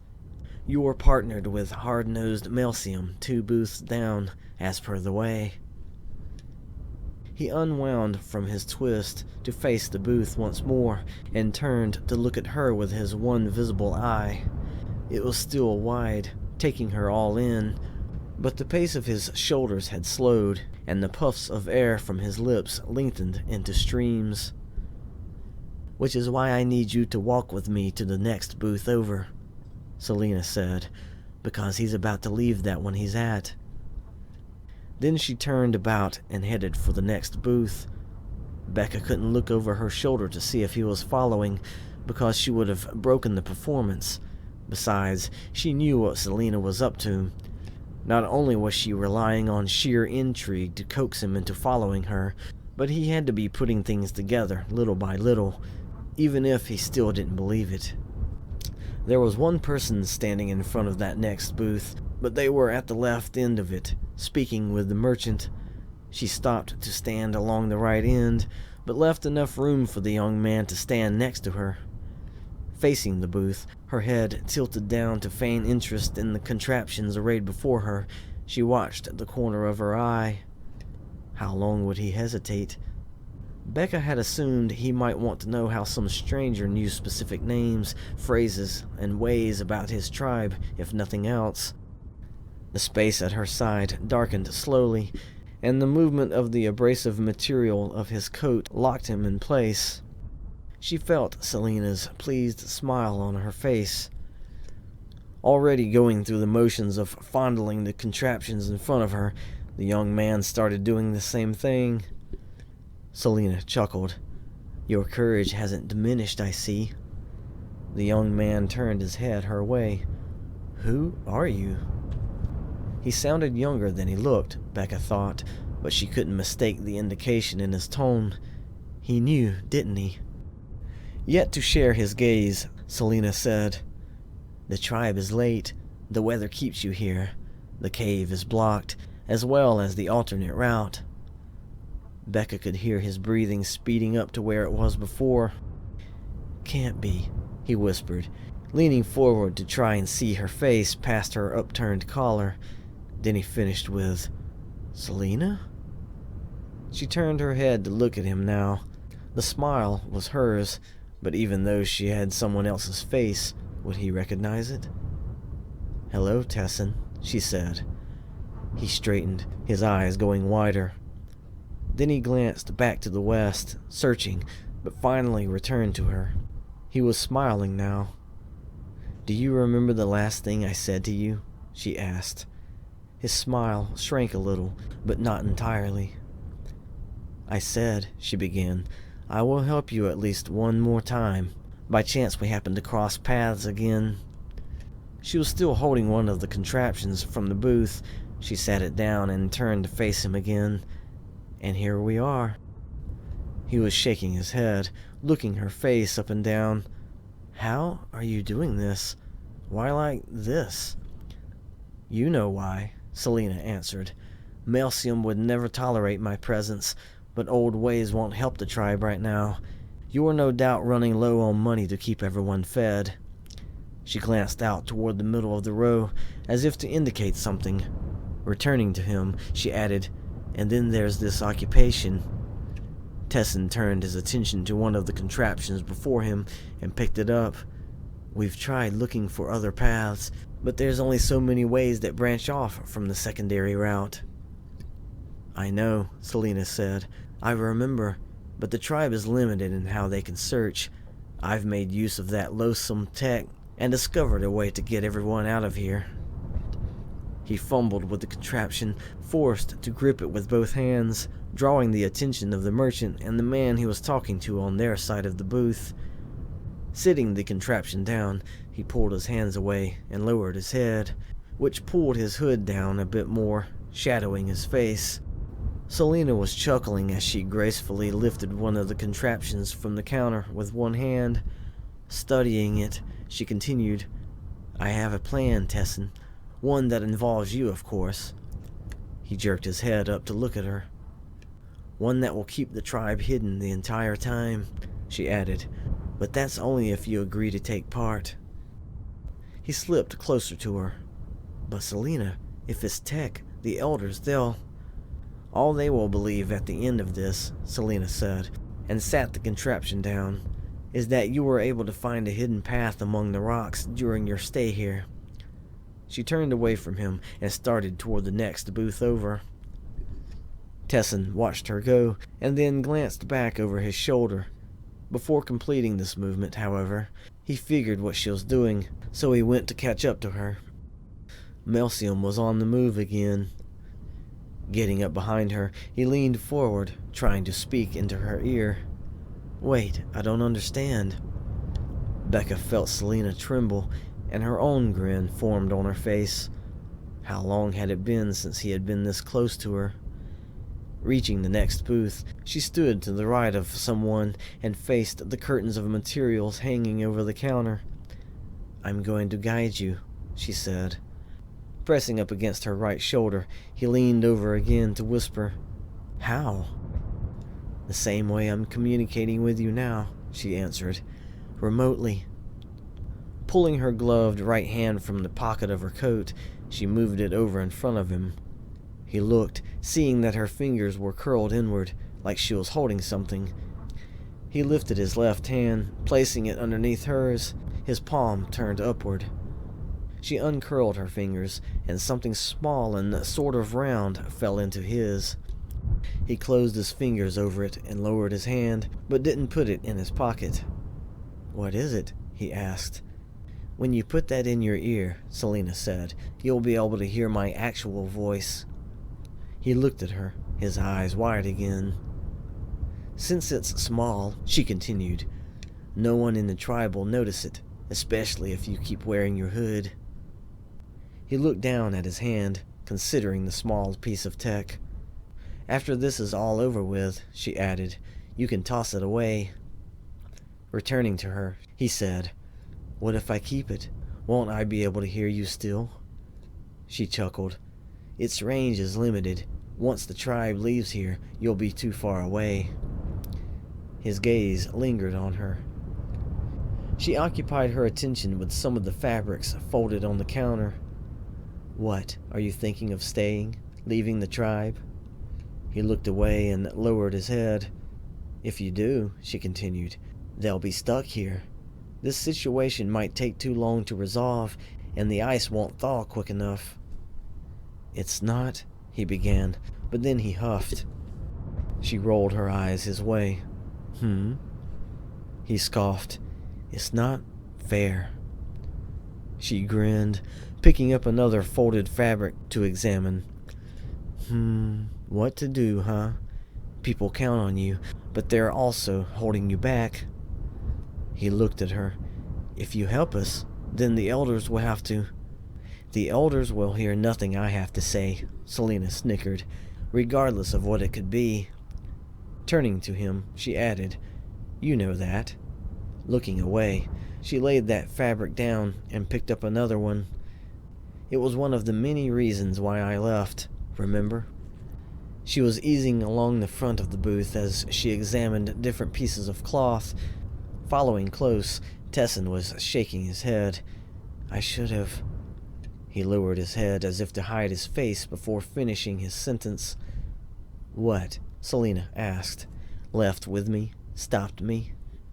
She sighed, laying a piece of fabric back down, and then slipped her hands in her coat pockets. She put her back to him, and he thought she was about to move down to the next booth, but she merely kept strolling along this one, her head turned toward the curtains on display.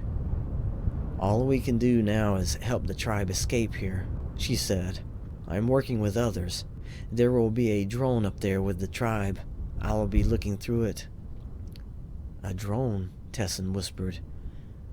It'll be invisible to you and the tribe, Selena continued. You'll have my voice. Follow my directions. I'll take you through the route I've discovered. The elders will believe you. He stopped and raised his voice just a little. I haven't stopped thinking about you. She halted, her back still to him. He looked on, waiting for her response. When she turned her head to the left, he could only see her one eye just above the collar of her coat. You've never left my mind either, she said. Then she stepped away to cross over to the northern side of the row. She knew he wanted to lurch after her, but she knew he couldn't. Glancing west, she spotted Melcium for a brief second and then looked forward. The older tribe member was standing before the booth next to the one Tessin was at. It wouldn't take him long to wonder what was making Tessin linger. I think, Bekka whispered, I think I actually saw the other guy. Yeah? Selena responded in her head, her voice quivering a bit. Bekka felt the tear pricking her left eye. She didn't reach up to wipe it away. She let Selena have it. Yet, she still had to ask. So that other guy would have really made a scene? Really? Maybe it was an absent-minded gesture, but Selena borrowed Bekka's left hand to wipe at her eye. When she spoke, however, it was only in Bekka's head. Grumpy old man. The building Selena spoke of earlier had been visible ever since Bekka started back west. There was no missing it. Being the tallest structure in the line, she used it as a beacon to guide her onward, ignoring all the other booths and shacks along the way. Did it have 3 floors? She could already see how the ground floor was totally open in the front. The rest of the building was much like those taller shacks with the cubby holes at the bottom, except this building wasn't encased in pieces of tin. She couldn't see the smokestack or chimney, but the column of smoke rising from the roof was unmistakable. The windows on the eastern side and the front of the upper floors were the fancy kind, glass panes nestled inside iron frames. Yet she spotted 2 ventilation units poking out of the eastern wall. They were connected by a vertical shaft of ducts, which began somewhere on the ground floor. She might have had the notion to use that equipment as a route to climb up to the top of the building. From there, she could get a good layout of the concourse. "We're gonna drop the drone off between that building and the booth beside it," Selena said. Being privy to Bekka's point of view and what she was looking at, she didn't have to say more. Since Bekka was still walking along the northernmost section of the row, she didn't have to alter her course. She did wonder, however, if Tessin was watching her even now, or had that Melcium guy made it impossible for him to do so. At some point, though, she would hear Tessin's voice. Surely the love-struck young man wouldn't be able to wait long to use the earpiece. Selena was counting on a lot of expected things, it seemed. As if her thoughts were a catalyst, another voice spoke in her head. "I didn't want to interrupt the meeting," Alex began, "but I've got our target customers here." Since Selena didn't respond outright, Bekka felt she had been caught off guard by the sudden announcement as well. "We're about to drop the drone off," Selena then replied. Alex didn't say anything right back, but both Bekka and Selena thought they were hearing the jovial voices of men standing in close proximity to him. With people from several surrounding regions coming here to do business, Bekka had heard multiple accents and dialects. It was the assertive element of the occupying force that embodied the tones of the men in crimson coats. There was no mistaking them now. She didn't bother asking Alex how many there were. The less he had to talk to her, the less he looked like he was talking to himself in front of soldiers occupying this territory. So she just listened as she neared the booth standing beside the 3-story structure. This wasn't the first time she'd seen fish displayed on ice. What she couldn't understand was why workers were using ice at all. Wasn't it cold enough outside already? The tables where the fish lay were toward the back of the open bottom floor.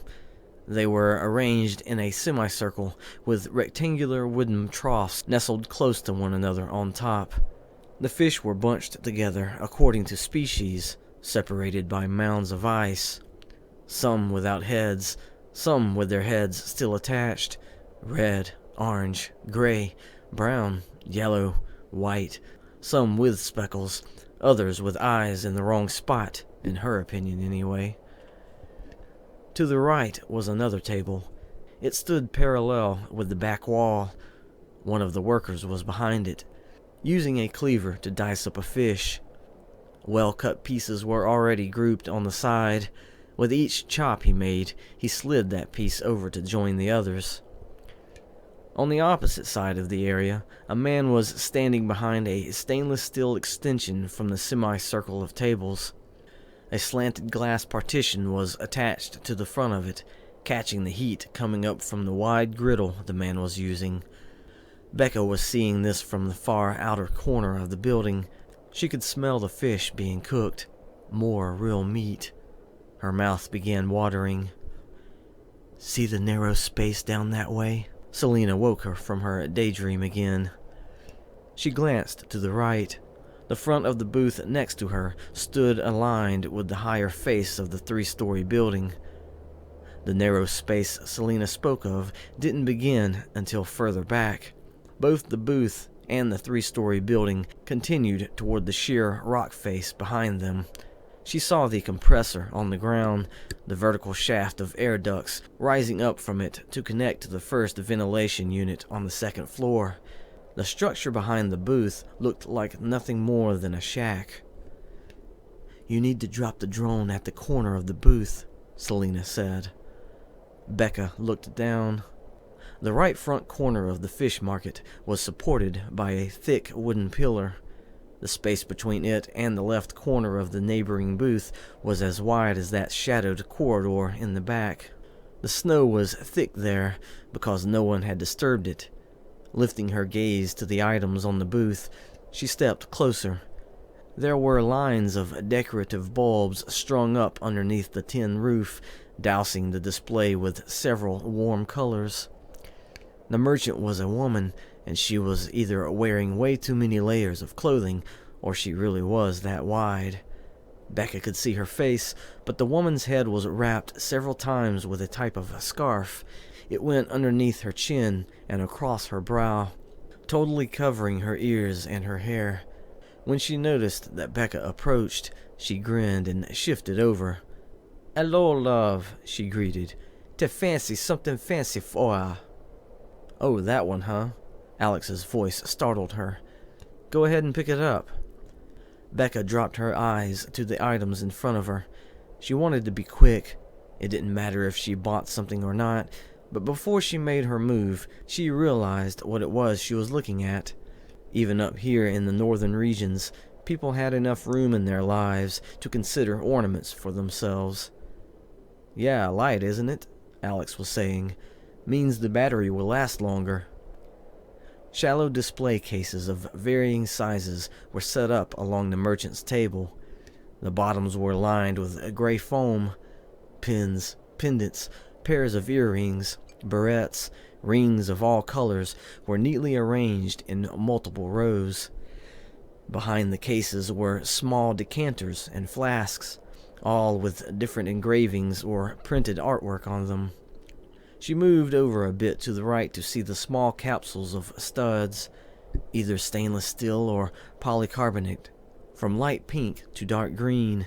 Some had tiny rechargeable batteries inside them to power the LEDs fixed along their surfaces. "Oh yeah," Alex said. 4K resolution." "Huh?" Yeah, 4K. It'll come out really clear when you..." Bekka smirked. A thought occurred to her, which brought her back to the left edge of the booth. She reached over with her right hand and let it hover over a section of the display case there. Among the pins were all types of beads, the kind people would weave into their hair. "Yeah, 38 kph wind resistant," Alex explained. "What?" "Oh, kilometers per hour." Oh, my bad. 24 miles per hour winds." Bekka singled out the metal beads from the multicolored ones. Instead of the round-shaped type, she focused on the cylindrical kind. There were different gauges. Which ones should she go with? "One-tap takeoff and landing," Alex explained. "It even has a GPS feature you can set. It'll return to you without you having to control it." Grinning, she made her choice. Extending her index finger, she pointed out a set of 3. Without looking up at the merchant, she said, "Those there." "Ah," the woman replied, leaning over to have a closer look. "Hey, boya, I see you." She leaned away and beamed at Bekka. "Have price good in your favor. Nah, 8 creds, no more, oh." "Yeah," Alex said, basically autopilot. 8 creds, Bekka replied to the woman. "No problem, let me..." She reached over with her right hand and pressed the side of her coat. Her middle finger pressed a button on her belt hidden underneath. The magnet holding the drone in place switched off. As the drone dropped, she slapped her left hand on top of it, gesturing she was searching for her wallet there. "No prob," the woman cheered, reaching over and taking the beads from the display case. "You got what I give. Yay box to hold 'em, yo." The merchant turned about, and that's when Bekka took her hand away. As the drone fell, she said, "Forgot, my wallet is in my pants pocket." With her back still turned, the merchant waved a hand in Bekka's direction. "Eh, no mine, issy, no mine." While the merchant was digging through some metal boxes on a table behind the counter, Bekka had already knelt down to catch the drone before it touched the ground. Thrusting it forward, she sat it on the snow just underneath the edge of the booth. Making sure it was right side up, she sprang back up, yanking the bottom end of her coat up with her. A lithium-ion battery. Yes, sir, Alex said. Basically lasts around 93 minutes. Using her other hand, Bekka kept that side of her coat raised while she dug into her back pants pocket. Pulling her simple synthetic leather wallet free, she then unfolded it to find her card. The merchant turned about, holding a small, clear capsule in both hands. She cheered. "Oh, Yun, have shine on ya. This keep safe." Bekka exchanged her card for the capsule. When the woman turned back around to charge the card, Bekka lifted the capsule toward the decorative lighting above. Inside were 3 beads. The woman whipped around and extended her card across the counter. "You happy now? Shine on ya. I see you way away." She laughed. Bekka took her card, placed it back into her wallet, and then put it and the capsule into her coat pocket. "Thank you," she said, and walked away. "You shining even now, I see," the merchant cheered. Leaving that row and heading south along the western thoroughfare, Bekka realized that she'd never see that Tessin guy again. Funny how that thought came to her. She had just met the guy, but Selena had known him for years. Thoughts like that weren't translated through the implants. Even though it had been talked about by the higher-ups, she knew it was impossible. But what if? She considered asking if Selena had suddenly came to the same realization. Because the two of them were connected, she might have experienced some residue of her host's feelings. At the moment, Selena wasn't saying anything. Other than watching through Bekka's eyes, her mind had to be back on that short meeting with her former lover. Another voice entered her mind, distracting them both. "So you've messed with something like this before?" Alex asked one of his customers. "Want me to fly one of them for you?" Bekka quickened her pace, rounding the end of that previous line of booths and entering the second-to-last row. She saw the small crowd. It was nothing but spacemen wearing their crimson coats and giant Santa Claus belts. They were gathered in front of the booth Alex had rented for the day. "Sure, I'll activate this little guy right here. How about that?" Bekka grinned at the idea of not being able to see him, but hearing his voice like he was right next to her. The only reason it was humorous was because of the difference in experience with her hosts. They were always remote, while he was only feet away. Something she noticed as she approached was that not all of the soldiers of the crowd were armed. Those that were either held them down at their sides with one hand, the barrels aimed at the ground, or they were standing near the back of the crowd, nestling the rifles against their chests, barrels aimed skyward. "Let me get the right remote for it," Alex was saying as she walked around behind the crowd to that corridor where the cart was parked. I forget which one it was. Alex spotted her just before she entered that corridor. His eyes brightened, and he lifted his chin in her direction. "Ah, there's my help." Several of the soldiers looked in her direction, but she had already disappeared behind the short stretch of wall before the opening leading inside the cubbyhole. Alex was watching for her to appear, pausing the start of the demonstration for the soldiers. They all saw her when she slipped through the doorway and stepped over to join Alex at his side. "About to take this little guy up," he said, tapping the drone he had slid away from the others. "You want to have a go at it?" He held the remote control out to her. As she pulled her hands from her coat pockets, Alex nodded over at the large metal box beside her. The lid was sitting beside it. There were a few things inside, but the biggest object was a laptop. Its screen was already unfolded and sitting at a slant. Displayed on it was the wallpaper and main menu. "I've got to bring up the recording software," Alex was saying when Bekka accepted the remote. "Want to show them the real-time feed." "Oh, I gotcha," Bekka said, stepping back so he could cut in front of her and get to the metal box. He lifted the laptop out and placed it on the counter. Turning it so the majority of the soldiers could see the screen, he removed the glove from his right hand and pressed an icon along the bar at the bottom. The soldiers just on the other side of the counter watched. One of them was leaning forward for a closer look. "You say the soldier began. "It will show here?" He was pointing at the laptop's screen. "Uh-huh," Alex said, his focus on the smaller menus popping up. "Give me a sec, I'll show you." The group of soldiers huddled closer. Those in the back tried to lean to one side, peering around the guys in front of them. Others were forced to stand up on the tips of their toes. Watching this, Bekka wondered if it hurt doing that in those boots.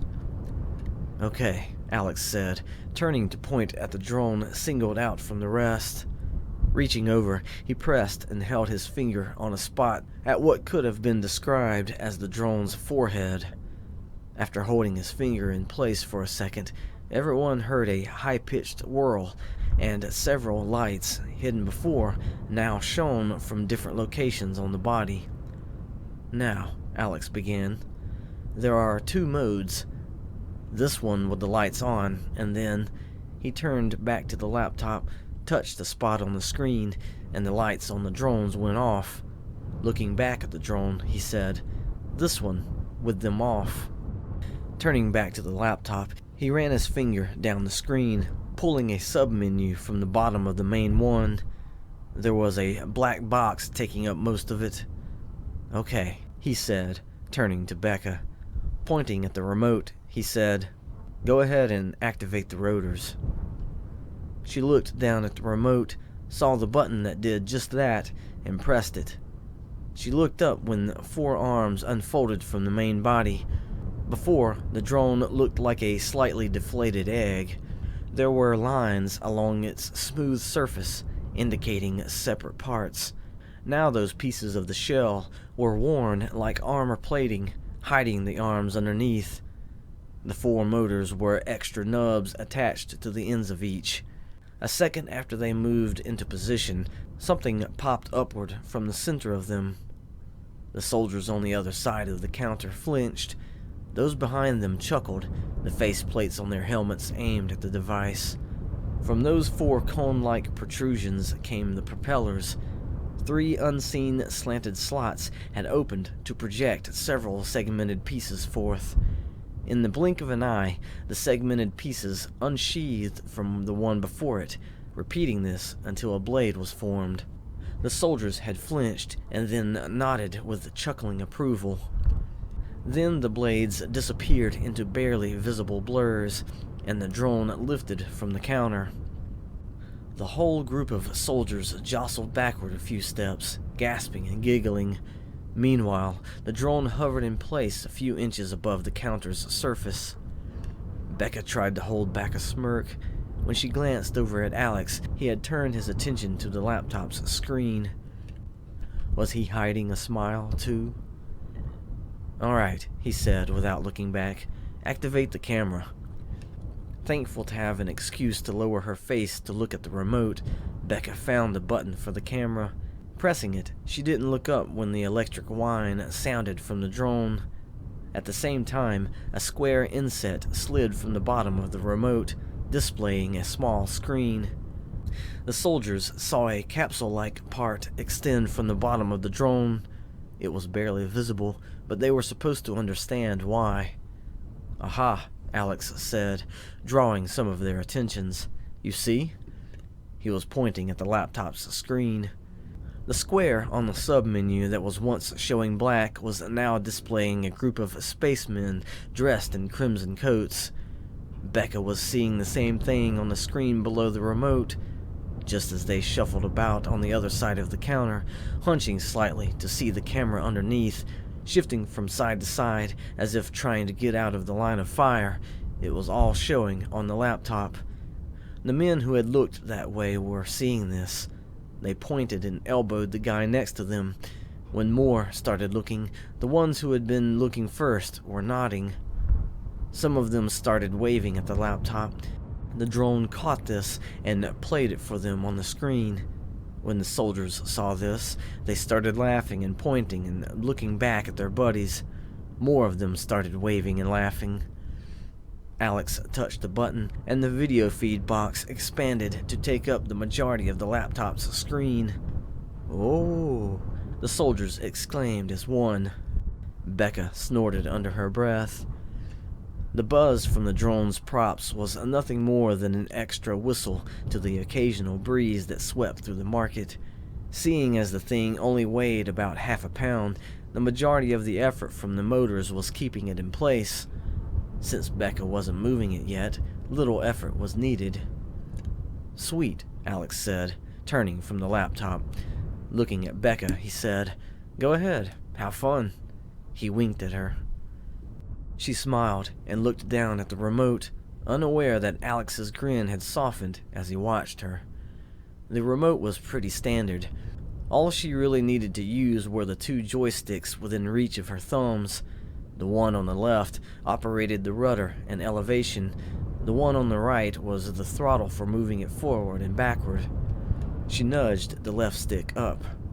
The buzz from the drone went up in pitch as it lifted higher above the countertop. "Ooh-ah!" some of the soldiers gasped, jerking backward. "You, Alex said to them as he wagged his hand forward and backward. "Might want to step back a little, just so it can get above us." Bekka didn't wait for them.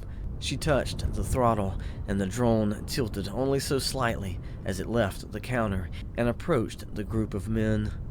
They chuckled and whooped, shuffling backward, nearly tripping over those behind them.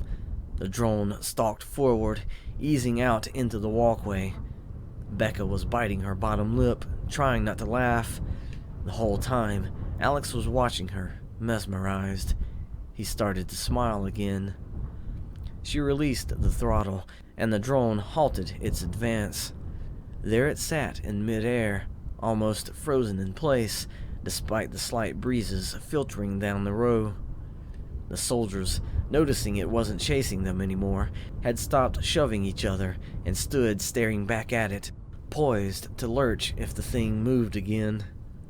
Bekka looked down at the remote, placed her thumb over the left stick, and shifted it to the right. The drone remained in place, but turned to the right. The footage on the laptop panned away from the group of soldiers and aimed toward the east end of the row. She turned it a little further until the camera was aimed at Alex. He was already looking toward the drone, so when he was pictured on her remote in the laptop, he offered a little wave. A couple of the soldiers snickered. "Why don't I take a little tour of the market?" Bekka said. Facing it east again, she eased the throttle forward, and the drone left the front of the booth. As it headed down the row, she thumbed the left stick forward, giving it more altitude so as to go over the heads of the people it was coming upon. The soldiers remained in their huddled group in the middle of the walkway, watching it leave. Alex grabbed their attention by turning the laptop the rest of the way, so the screen was facing straight out at them.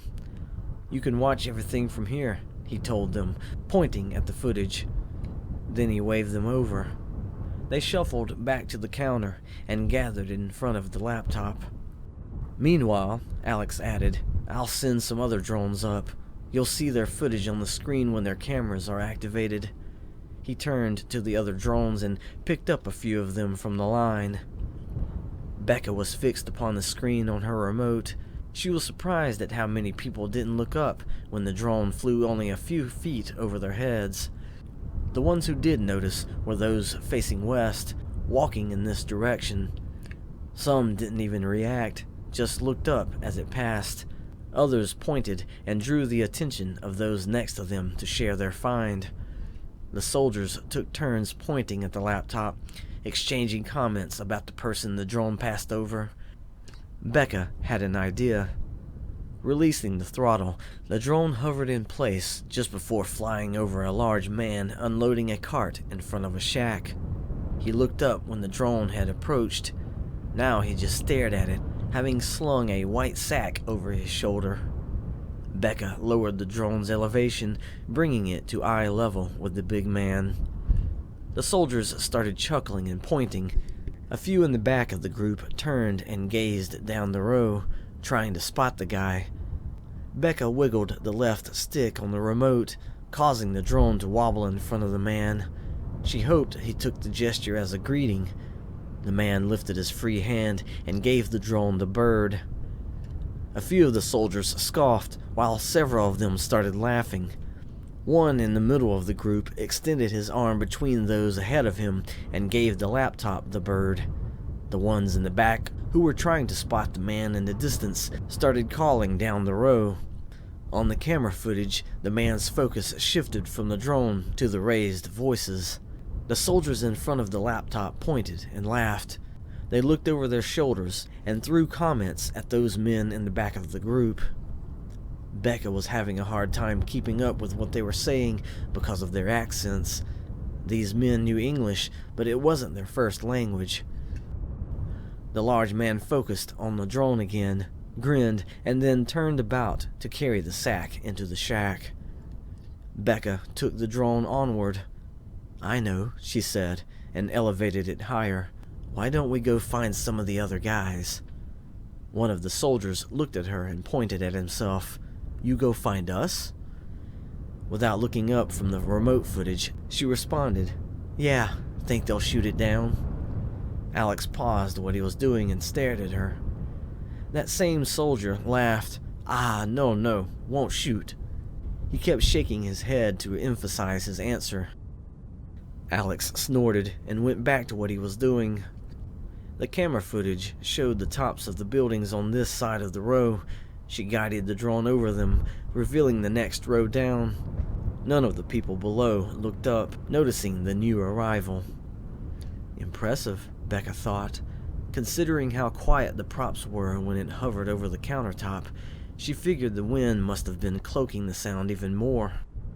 Turning the drone west, she took it toward the thoroughfare. "Let's see," she said. "I think I remember one." Before she even found what she wanted to show them, the soldiers were already pointing and commenting about the view of the market displayed for them. How inspired were they getting this aerial shot? Were there any among them possibly coming up with some strategy at the moment? Sudden plans to utilize these drones as surveillance? Then she spotted it. A tarp stretched taut from the front of one of the booths and out to the middle of the walkway.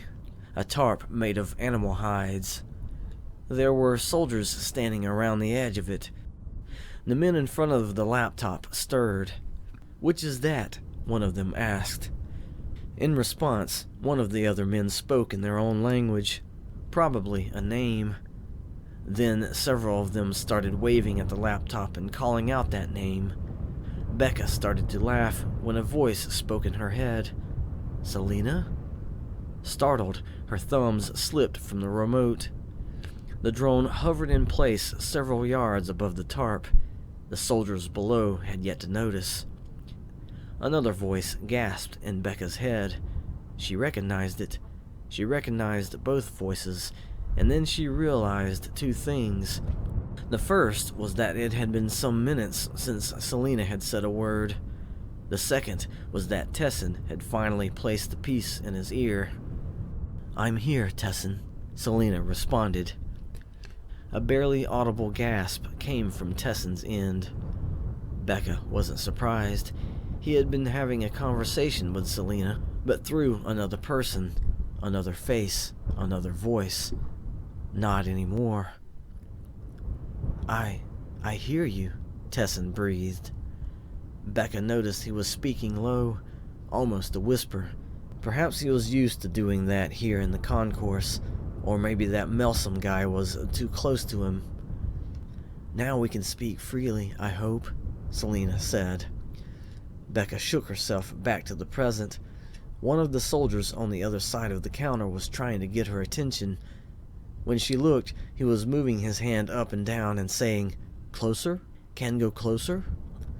She started to respond, but caught her breath from slipping past her parted lips. Instead of speaking, she just nodded at the soldier's request. He grinned, nodded back, and lowered his hand. She dropped her focus to the remote, but before she did, she met Alex's gaze. In that moment, they both understood. He gave her a thumbs up. Then he tapped the right side of the pair of shades he was wearing similar to hers, reminding her. She nodded and looked down at her remote. Touching the left stick, She lowered the drone's elevation. "I wish," Tessin responded. The smile on his face was obvious in his tone, but Melcium is near. He's talking with a cook, so I took this chance. "Where are you?" Selena asked. "That tall building," Tessin said. "I saw you, her, standing next to it earlier. You know the one, right?" "I know exactly which one," Selena answered. "The second floor," Tessin continued. "There's a place to eat. I'm sitting in a little corner by myself for the moment. Melcium can't hear me." He paused and then added, "You knew we would come through here, didn't you?" "I did," Selena said. "So you know how we go in and out, right?" Tessin asked. "The stairs going up to the third floor," Selena answered.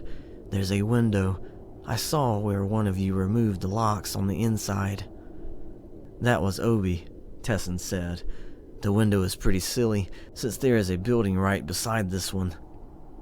"But it almost overlooks the roof of that one," Selena said. "And it's so close," Tessin added. Bekka was barely listening to their conversation. She was watching the footage on the remote as the drone neared the edge of the animal hide tarp.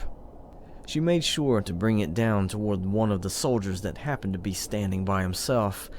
His back was to the east, and since he was standing just underneath the tarp, his attention had to be on something in the center of it. Beside her, on the other side of the counter, the group of soldiers were leaning forward, almost pressing the fronts of their helmets to the laptop's screen. "Is that Kalman?" one of them asked. "Can you tell?" another asked. "How can you now?" a third questioned. Bekka didn't care what his name was. Keeping the drone at least 3 feet away, she dropped it down just below the tarp. Catching the view underneath, she saw the front of the shack the soldiers had used. The space underneath the tarp was totally open, save for some of the soldiers standing about. "Can you escape through there now?" Selena asked. "Melcium will know," Tessin answered. "He'll follow and demand to know where I'm going." "He won't blow your cover," Selena offered. "That would give away the tribe's secret access." After a moment, Tessin responded, "That's true."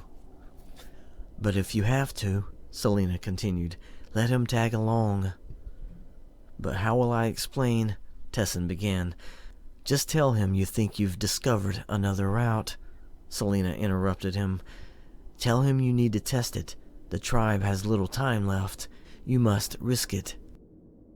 The drone was level with the soldier's head, but he had yet to notice. Neither had any of the others who were standing under the tarp with him. The ones on the other side of the counter were holding their hands over the spaces on their helmets that was in front of their mouths. They snickered through their noses and bounced their upper bodies up and down. Bekka lightly pressed the right stick on the remote forward, and the drone crept closer to the soldier. The men leaning into the laptop started to squeal, but then they scolded one another, pressing their fingers to the fronts of their helmets while saying, "Shh!"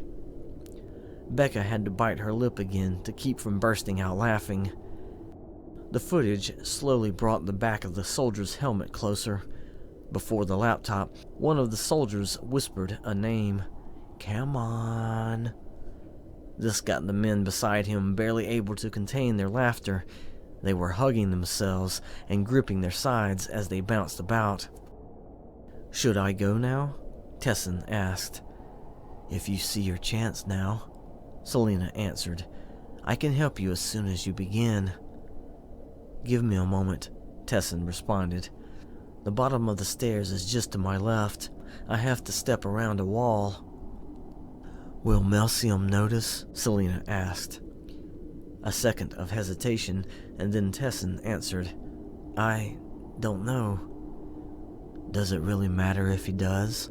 Selena asked. Tessin didn't respond, but the answer was obvious between them. Bekka could sense it. "Come on," one of the soldiers taunted again. The men beside him slapped at his shoulders, trying to quiet him, while struggling to keep themselves from bursting with laughter. Another behind them pointed at the laptop and said, "Wah, see, they see, ha ha ha." Bekka saw what he was talking about. The soldiers on the other side of the tarp, facing the one with his back still turned, had paused in their conversation. One of them pointed toward the camera. There was no doubt a feature to pick up the audio, but Alex hadn't shown her where on the remote to do that. She was too focused on the main controls to look. If the audio had been activated, the guys in front of the laptop would have been hearing what that one soldier was saying. Bekka could only assume something was being said, since all of their faces were hidden inside of their helmets. But with all the gestures and heads turning, that particular soldier had to be announcing the drone's presence. When the others saw where he was pointing, they looked, just as the soldier, front and center in the footage, finally turned his head to look over his shoulder. "Oh," one of the guys before the laptop gasped. The soldier spotted the drone, lurched away, and whipped about. Thrusting his hands ahead of him, he waved them as though to ward off some type of attack. A few of the others underneath the tarp rushed to his sides and took turns pointing at the drone. Others slowly walked from the edges of the camera's view to stand in the center, their helmets aimed at the flying contraption. The whole time, the one who had his back to it was thrusting his hands forward over and over, no doubt demanding an explanation from someone around him. It was a wonder they couldn't hear the soldiers in front of the laptop erupting with laughter. How many buildings were there between this one and that one? "I'm out," Tessin suddenly announced. Bekka hadn't heard any evidence of his exertions before now. She knew she had been distracted by these guys and their reactions to the show. "Did he see you?" Selena asked. "I think he did," Tessin answered, his breathing slightly labored. "But he will have to delay in coming after me. Until then, where do I go?" "Go back the way you usually go until I say to stop," Selena answered. "Okay," Tessin said. "Alex," Selena whispered. Bekka looked up from the remote to see Alex was standing beside the large metal box on the counter. He was holding a remote and looking her way. "Okay, guys," he announced, and faced the soldiers on the other side of the counter. "Gonna send some other ones up. Watch for the footage to appear." 3 of the drones he had singled out from the rest extended their 4 arms. The props manifested and started whirling. All 3 lifted from the counter, grabbing the attention of the soldiers who were closest to them. Bekka was looking their way when a light flashed across the right side of her vision. She forgot about the footage on the remote screen for the moment and took in what was being shown to her now. There was a bunch of snow, a bunch of dancing lights, and a distant wall. It all jolted as the point of view sprang upward. Bekka felt a wave of queasiness come and go just that fast, and then she looked down at the remote footage. Knowing what was happening, she willed herself to forget the footage playing in the right lens of her shades, and gave herself to what was displayed on the remote. In front of her, the 3 drones left the counter and ascended above the row. The footage on the laptop split into 4 different boxes. The men in front of it paused to catch up with this change. "Believe it or not, Tessin," Selena said, "but I'm on my way up into the mountains." All the footage was showing in the right lens of Bekka's shades was snow-covered rocks. They dropped down at a constant speed as the secret drone ascended. On the other side of the cubbyhole, Alex was watching the same footage playing across both lenses of his shades. Bekka had taken a moment to watch his face. What she mainly wanted to take into account was what she couldn't see. The color of his shades darkened the space over his eyes. This was expected, but there was no evidence of the footage playing on the insides of the lenses. Hopefully, that meant if the soldiers on the other side of the counter looked his way, they wouldn't be aware of the footage either. Dropping her gaze back to the footage on her remote, she smirked. The soldiers under the tarp were still keeping their distance from her drone, but they had stopped being so spastic in response to its presence, except for the one who had been its target. From the way his helmet was shifting and turning, how he kept jabbing his finger at the drone, perhaps his voice was still being raised. On the other side of the counter, the group of soldiers were still bouncing up and down and having a good laugh. Holding the drone in place, she watched them, noting a word and gesture kept being repeated by those nearest the laptop. The word was obviously of their own language, because she couldn't understand it, but they kept pointing at the front of their helmets, like they were trying to indicate something to the soldiers in the footage. Something about their helmets? Something the soldiers under the tarp should have utilized in regards to the drone, apparently. She really didn't know the specs of this supposed ill-gotten tech, but perhaps she was about to find out. After all, along with the rifles, the helmets had been enough of an advantage to give these guys the territory. One of the men under the tarp was resting his hand upon the target soldier's shoulder. Something was being said, and it looked to have calmed the guy down a bit. He wasn't gesturing wildly anymore. Some of the other soldiers to either side and a bit closer to the drone were standing motionless, their hands in their pockets, or resting along the tops of their guns, still strapped across their shoulders. One or two of them were tilting their heads a bit as they stared at the drone, maybe finding the situation humorous. That was good, Bekka thought. It was what she was going for, but she hadn't known exactly how these men would react. "Okay, Alex," Selena spoke up. "Stay at that elevation for now. You remember the route, right?" Instead of responding verbally, Alex acknowledged her by pulling his thumb away from the left stick on his remote. Switching her focus, Bekka saw the snow-covered rocky features of the mountains painted across her right eye like a photograph. Remaining static for only a second, everything slid to the right as the drone panned to the left. Alex had turned it a few degrees and stopped it again. From that point, the camera panned downward a few degrees and stopped. "Good," Selena said. "Hold there. He should show up in a few seconds." Bekka ran her eye over the landscape shown, but all there was to see was a jagged, rocky terrain. If the secondary route Selena's tribe took was there, it was no wonder they remained unnoticed. "You go closer?" The question had been directed her way.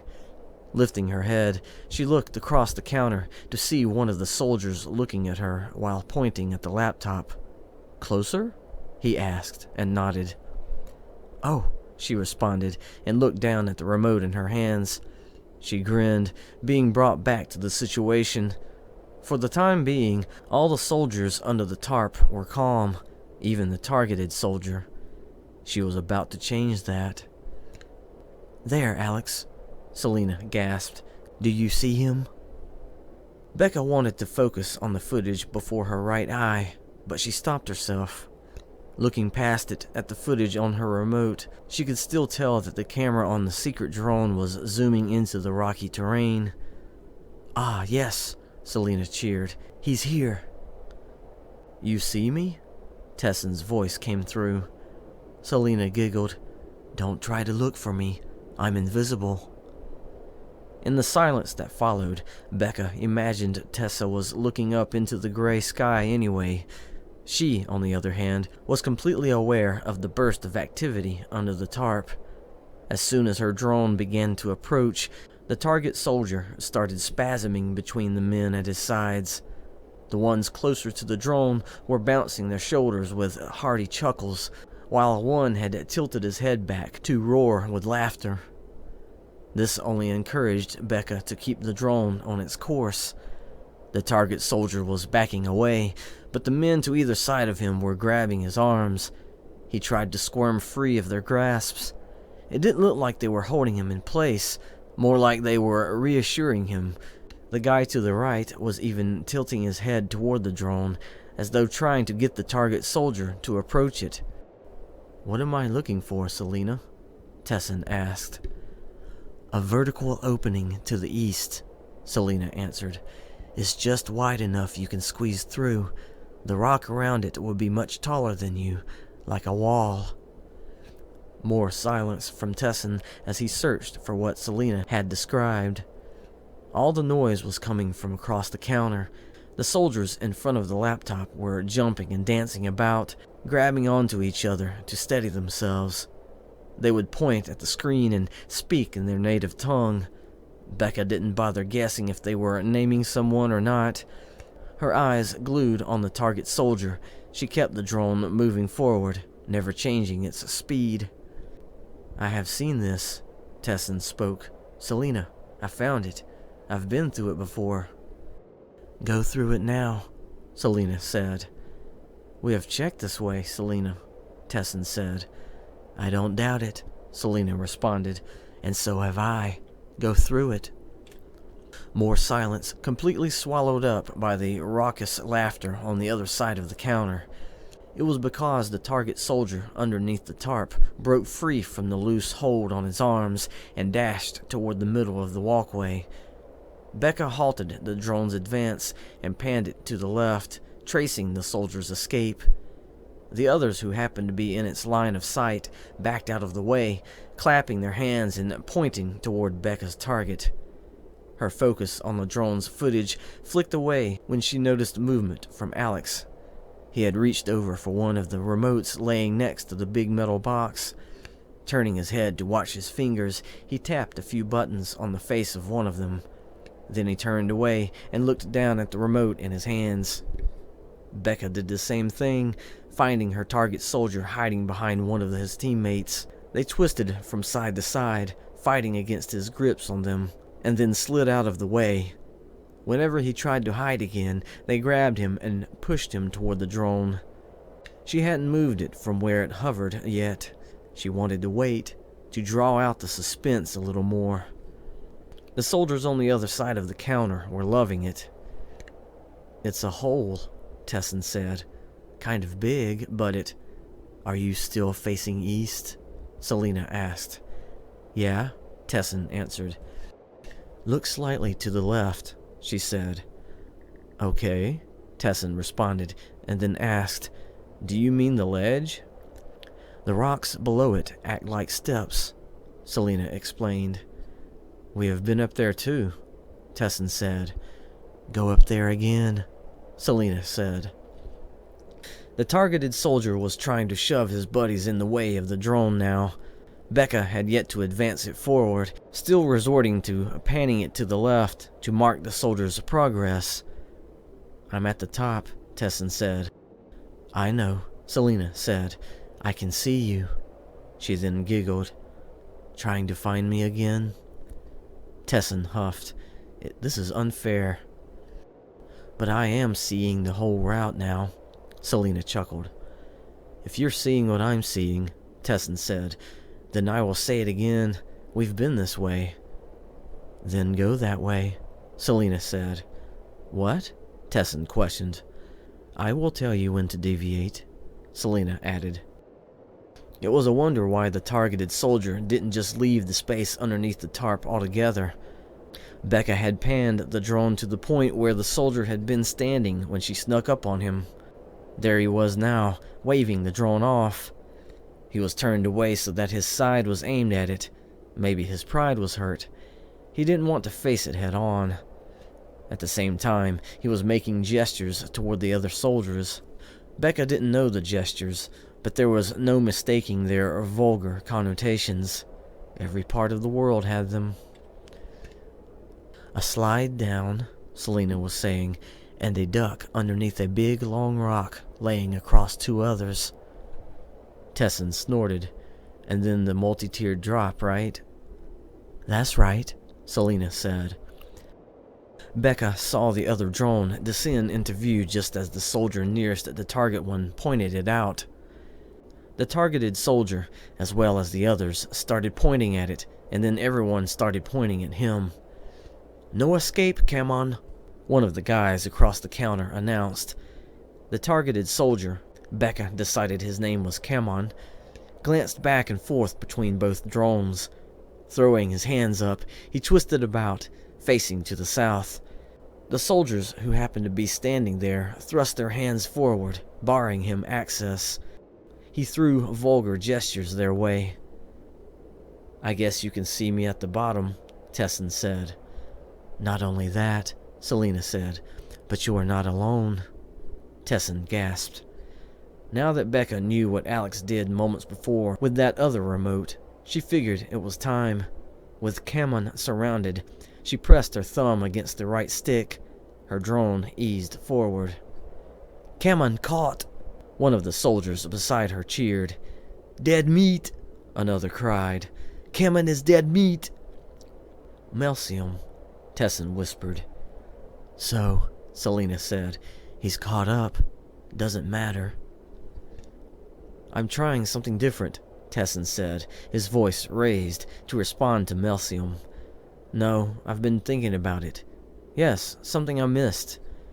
After a pause, he asked Melcium, "Why? I know the way back." After another moment, he continued, "This could be it. I just need to check." His tone sounded angry when he responded with, "You trust me, right?" "I won't reveal the tribe. You know that. Just give me this chance. I won't take long." Bekka was watching Cameron glance between both drones, trying to decide what to do when Tessin spoke again. This time, his voice was low. "I need you to tell me what I missed. He won't. Just go until I tell you when to deviate." Selena responded, "Remember, I'm watching you even now." Again, Bekka fought the urge to adjust her focus to the footage in her right eye, though she thought it had zoomed in so much further. Instead of seeing through white and gray static, there were slightly darker impressions moving about. She never asked Alex what the range was on these cameras. She heard nothing more from Tessin, so she assumed he was following Selena's instructions and ignoring the Melcium guy. Holding the right stick on her remote at the same angle, she watched the target soldier, Cameron, dash to the left. He tangled up with several of the guys there, but he broke past them and ran toward the front of the shack the tarp was attached to. Bekka panned the drone further left, pointing the camera at the building. Cameron was almost to the door. "Looks like he's going to get away," she thought. None of the guys he ran past were able to grab him. From the top right corner of the footage, the other drone appeared. It was going into a curve to aim itself toward the shack. Completing this maneuver, it continued forward, giving chase. Bekka smirked and pushed the throttle on her remote about halfway. Her drone lurched after the other one. The soldiers on the other side of the counter were jumping up and down and slapping each other on the shoulder as they howled and laughed, saying Cameron's name several times. Watching the footage close in on their unlucky comrade, one of them pointed at the laptop and said, "Look, they know!" Bekka observed the front of the shack. Cameron was still at the door. Plenty of seconds went by where he could have opened it and escaped inside. Before she could wonder what was keeping him, she saw the faces in the windows to either side of the door. They were men with scruffy facial hair and pale complexions. Pressing themselves against the glass, they were looking toward the front door. They were pointing and laughing. "He locked out!" One of the soldiers across the counter laughed. Bekka snorted. "I'm at the end of the trail," Tessin announced in a whisper. "Yes," Selena acknowledged. "And now you drop down into that winding crevice." "Uh-huh," Tessin responded. "But you know where it ends, right?" "I do," Selena said, adding nothing more. So Tessin was silent as he went. "What you gonna do, Cameron?" A soldier in front of the laptop cheered. Bekka was seeing what Cameron was doing. He was frantically twisting the knob to the front door of the shack. When it wouldn't budge, he started banging on the door.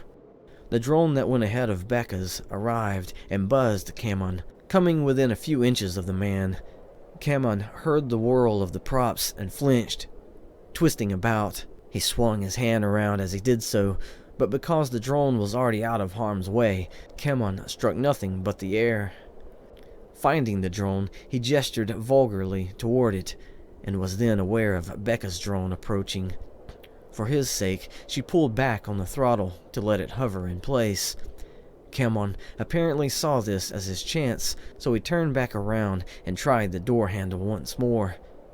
When it didn't open, he started banging on the surface again. Bekka inched her drone forward. One of the soldiers near him must have alerted him to its approach, because he whipped back around to face it. Plastering himself against the front of the door, he threw more vulgar gestures at the drone. Bekka halted its advance. "I'm coming to the end of this trench," Tessin whispered. "Good," Selena said. "Let me know when you're there." "So I can do what exactly?" Tessin asked. "You'll see," Selena answered. Camon lurched to the left, leaving the front of the shack. Bekka panned the drone to follow him. The whole way across the space underneath the tarp, Camon was waving the drone away. Bekka made sure to keep the drone pointing at him, but as it scanned the west end of that row, she noticed right quick that others from nearby booths and buildings were standing about and looking in this direction. She hoped Camon would run in a circle like before, seemingly unable to leave the space underneath the tarp, and she would get a view of the surrounding area and how many more onlookers there were. "I'm here," Tessin whispered. "You see why I can't go any further, don't you?" "Actually, right now, I don't see you," Selena answered. "Wait, what?" Tessin questioned. "But I know you're overlooking the market right now," Selena continued. "And that's why you can't go any further. The ledge just below you could take you further east, though, right?" "Yes," Tessin began, but, Selena interrupted him, "you'd be totally exposed to everyone below." "So," Tessin started again, "what do you—" "Look to your immediate left," Selena said. A moment of silence, and then Tessin asked, "The rock face?" "A pile of snow," Selena corrected him. "It appears to be a solid wall, but it's not." Tessin didn't respond. As the soldiers on the other side of the counter continued to roar and bounce, Bekka thought she heard something else inside her head. Something like mumbling. She wanted to look over at Alex, but she couldn't take her focus away from her remote. "Melcium," Selena said. "He's caught up again." While Bekka waited for the results of that meeting, she marked poor Camon's trip around the edge of the tarp. He slipped behind those who happened to be in his path, but he never stopped to hide himself. This was too easy, but Bekka wasn't feeling guilty in the slightest. She wasn't the only one having fun at Camon's expense. "Melcium," Tessin muttered. "Press into the snow anyway," Selena said. "He's just worried it'll fall down the side of the mountain, giving your location away. That's why the others didn't bother with it. But do it, Tessin. You'll see why. Just press through the snow." If Melcium was condemning Tessin's actions, the laughing soldiers across the counter was drowning him out. Bekka listened for Tessin's response, though. Her part was simple right now. Camon was completing an almost full circuit around the edge of the tarp. She did wonder, however, where the other drone was. A gasp sounded through her head. She thought it was Tessin, but then her focus narrowed upon Camon. The soldier had purposefully crashed into one of the others. When he did, he grabbed that soldier's rifle. Camon hadn't been armed this whole time, but now he was trying to pry the one away from his comrade. Several of the surrounding soldiers rushed over to stop him. Bekka let the drone hover in place and watch. "Camon, you idiot," one of the soldiers across the counter scoffed. Tessin's voice came in. "You went through, didn't you?" Selena asked. "It was only snow," Tessin offered, his tone light. "Exactly," Selena said. "Keep pressing into it. You have to go a little further and you'll see it." "See it?" Tessin asked. Camon was shoved away from the soldier he grabbed onto. Crashing into the one behind him, he gathered himself, spun around, and lashed onto that soldier's rifle. It had been hanging off to the side, the strap laying across their shoulder. Cameron yanked the rifle away. The strap caught that soldier's elbow and yanked him forward, off balance. Another soldier jumped onto Cameron from the left. Snatching at the rifle's barrel, both he and Cameron fought for the weapon's aim. "Is this for real?" Bekka muttered. She lifted her gaze to hopefully lock eyes with Alex, but he wasn't looking her way. The footage on the inside of his shades had his attention. "No, no, no, Cameron," one of the soldiers in front of the laptop groaned. "What are you doing?" Bekka jerked away from Alex when the soldier nearest her said, "Hey." He then started waving his hand from side to side while shaking his head. "You back away, back away." Bekka's smile was gone. She looked over at Alex once more, catching his hand withdrawing from one of the remotes on the counter before she dropped back to the footage on her remote. Thumbing the right throttle back a bit, her drone started to ease backward. She couldn't just leave, however. She had to see what would happen. There was so much scuffling going on in front of her drone. "Oh," Tessin gasped. "You're there?" Selena asked. "Do you see it now?" "Is this a cave?" he asked, not bothering to whisper. Melcium was probably wondering the same thing about what they found. "It goes down a little ways," Selena said, "but yes, it turns into a cave. You'll have to push through some more snow to..." Bekka gasped. The footage was showing the end of the rifle's barrel. It was only a second, but that was all Cameron needed. Something flashed in from the right. She thought it would have been one of the other soldiers, a last-minute action to try and divert the rifle's aim. The crack of the shot came from somewhere not so far away. Bekka thought she flinched twice. She couldn't tell. The sound might have struck her last, but the explosion of metal in the footage caught her first. Her thumbs froze. A cloud of shrapnel or smoke was hiding the commotion playing in front of her. That's right, she was still seeing the area underneath that tarp. Her camera was still transmitting, so that meant her drone was still flying. "What was that?"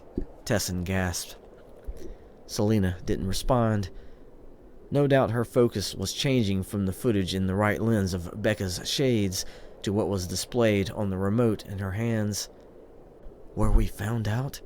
Tessin was whispering again. Both Bekka and Selena were watching several men tackling Cameron to the ground.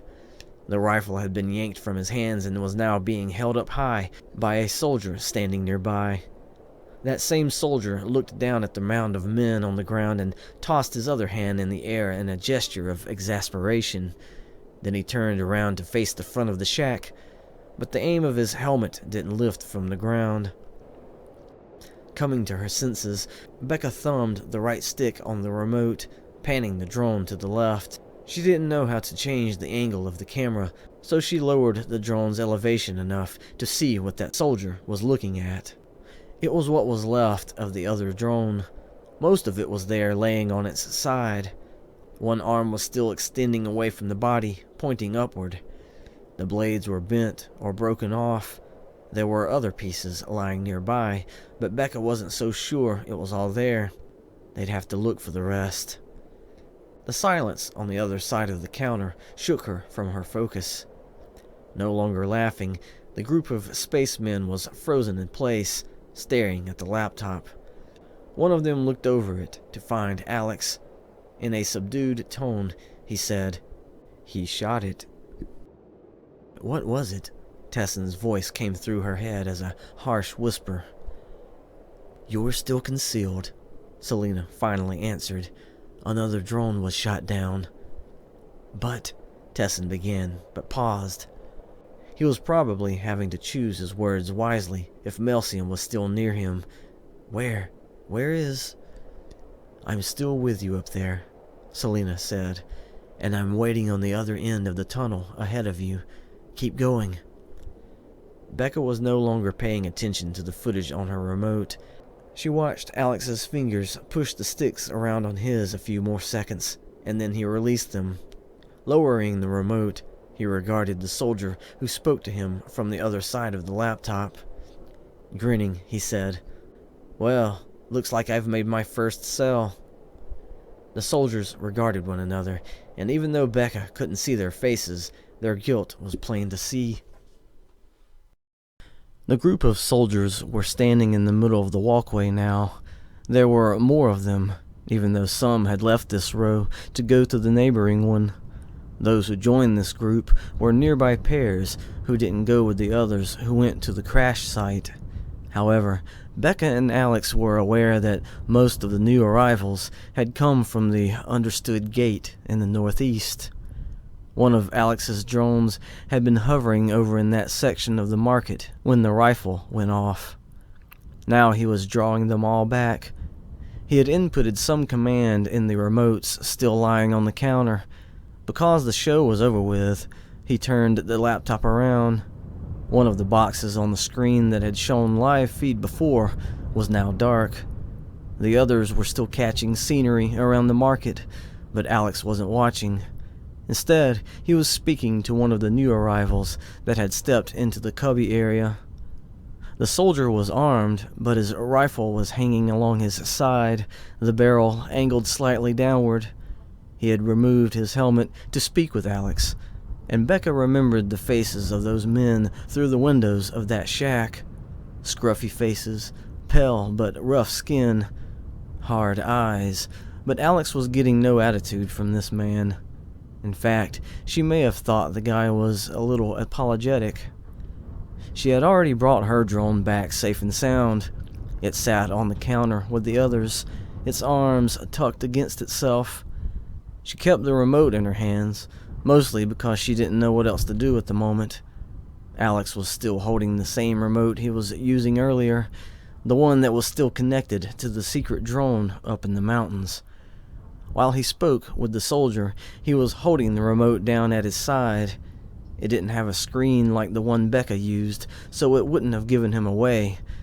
That wasn't what Bekka was worried about. She was still wearing her shades, just as Alex was. She had hoped that the soldier removing his helmet was the humble gesture it appeared to be, not expecting Alex to react in kind.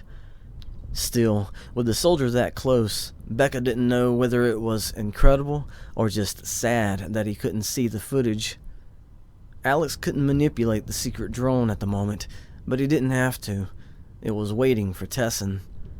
She heard him breathing in her head, because Alex had muted his voice. Otherwise, Tessin would have been trying to ignore the business talk in order to listen to Selena direct him through the tunnel. "That light," she was saying. "Yeah, that's daylight. This tunnel is broken into segments." "What about us?" Tessin's whisper was so quiet, it almost sounded like harsh breathing. Bekka wondered how close Melcium was to him. "Don't worry," Selena answered. "These breaks are short. You'll see the sky directly above each time." Bekka jerked her head to the left, catching one of the drones arriving at the booth. The group of soldiers in the middle of the walkway were watching its descent, and then its automated landing. When the motors stopped, the propeller blades retracted, and the four arms tucked themselves against the drone's body. Another square on the laptop's screen had gone dark. "You notice how it slopes downward, right?" Selena asked Tessin. "You're going to end up going underneath the path these men take to arrive at this territory. So, yes, you and the rest of the tribe will be totally hidden the entire time." "I think," Tessin said, his voice louder than a whisper this time, "I see a break above us. Has to be the light source." Neither Bekka nor Selena could hear Melcium comment, if he even did. Bekka looked up when Alex turned around and approached her. Both his hands were empty. She glanced over at the counter to try and spot the remote he had been carrying among the others next to the metal box. "So I'm going to head over with this guy and retrieve the destroyed drone," he said, and pointed his thumb over his shoulder. The soldier he had been talking to was still on the other side of the cubby space. Until I get back, make sure all the drones come back, alright? If something happens, just press and hold the power button. It won't drop from the sky, don't worry. It's just an override that'll bring it straight here. Cool? Then he winked. She grinned. Yeah, I got it. Right on, he said, and turned to leave with the soldier. She stepped over to the laptop and watched the footage of the remaining decoy drones still flying over the market. Then she looked over the different remotes next to the metal box. The one Alex had been holding was the only one with the red light at the top of it still on. Without touching it, she spotted the power button along the left side. Alex and the soldier passed in front of the booth, heading for the western thoroughfare. The soldier waved at the group in the middle of the walkway. Some of them stepped away to join him and Alex. Yeah, Tessin spoke up, his voice low but not a whisper. I can see the sky. There are rocks jutting up all around this spot. We're totally hidden. The other breaks are the same way, Selena said.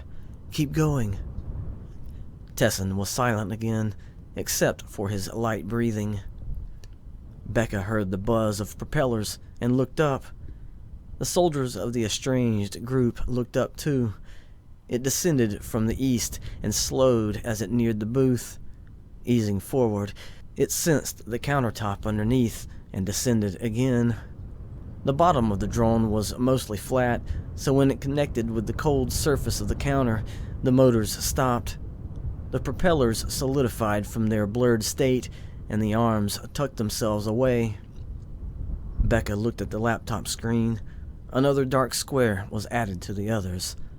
One more decoy drone remained at large, until it returned, and until Tessin made it to his destination. What would she do to occupy herself? Her eyebrows went up when she remembered the food they brought. Then her shoulders sagged when she remembered what kind of food it was. I think I'm, Tessin announced, coming up on another break. There are 2 more, Selena said. The next one, you'll be able to see the path the soldiers occupy, but like I said, don't worry, you'll be below it. Tessin didn't respond, leaving Bekka and Selena with his labored breathing. Bekka studied the last remaining square of footage playing on the laptop's screen. Whatever the command was that Alex sent out must have limited their speed, because the rows of the market weren't passing by underneath all that fast. The drone was facing the mountains, so she at least knew it was coming from the south. Instead of counting the number of rows that were shown, starting from the bottom of the mountains, she turned about and headed inside the building. She had enough time to trade out the synth snack she grabbed earlier for something a little better, and she figured the group of soldiers that were probably watching her go were still feeling too guilty to approach the booth. Shh! The whispered warning came from Tessin. Bekka and Selena waited. Bekka had at least started to assume the warning was for Melcium.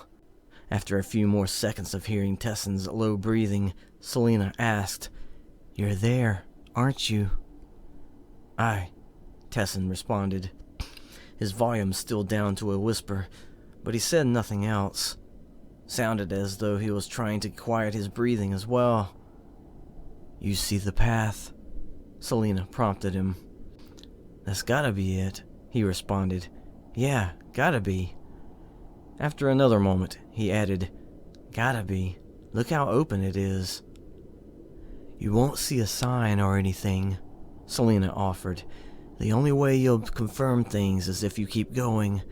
Once you reach the end of this tunnel, you'll see what I'm talking about. Tessin was silent. Bekka tried to listen for Melcium's voice nearby, but her head was too full of the crunching noises she was making.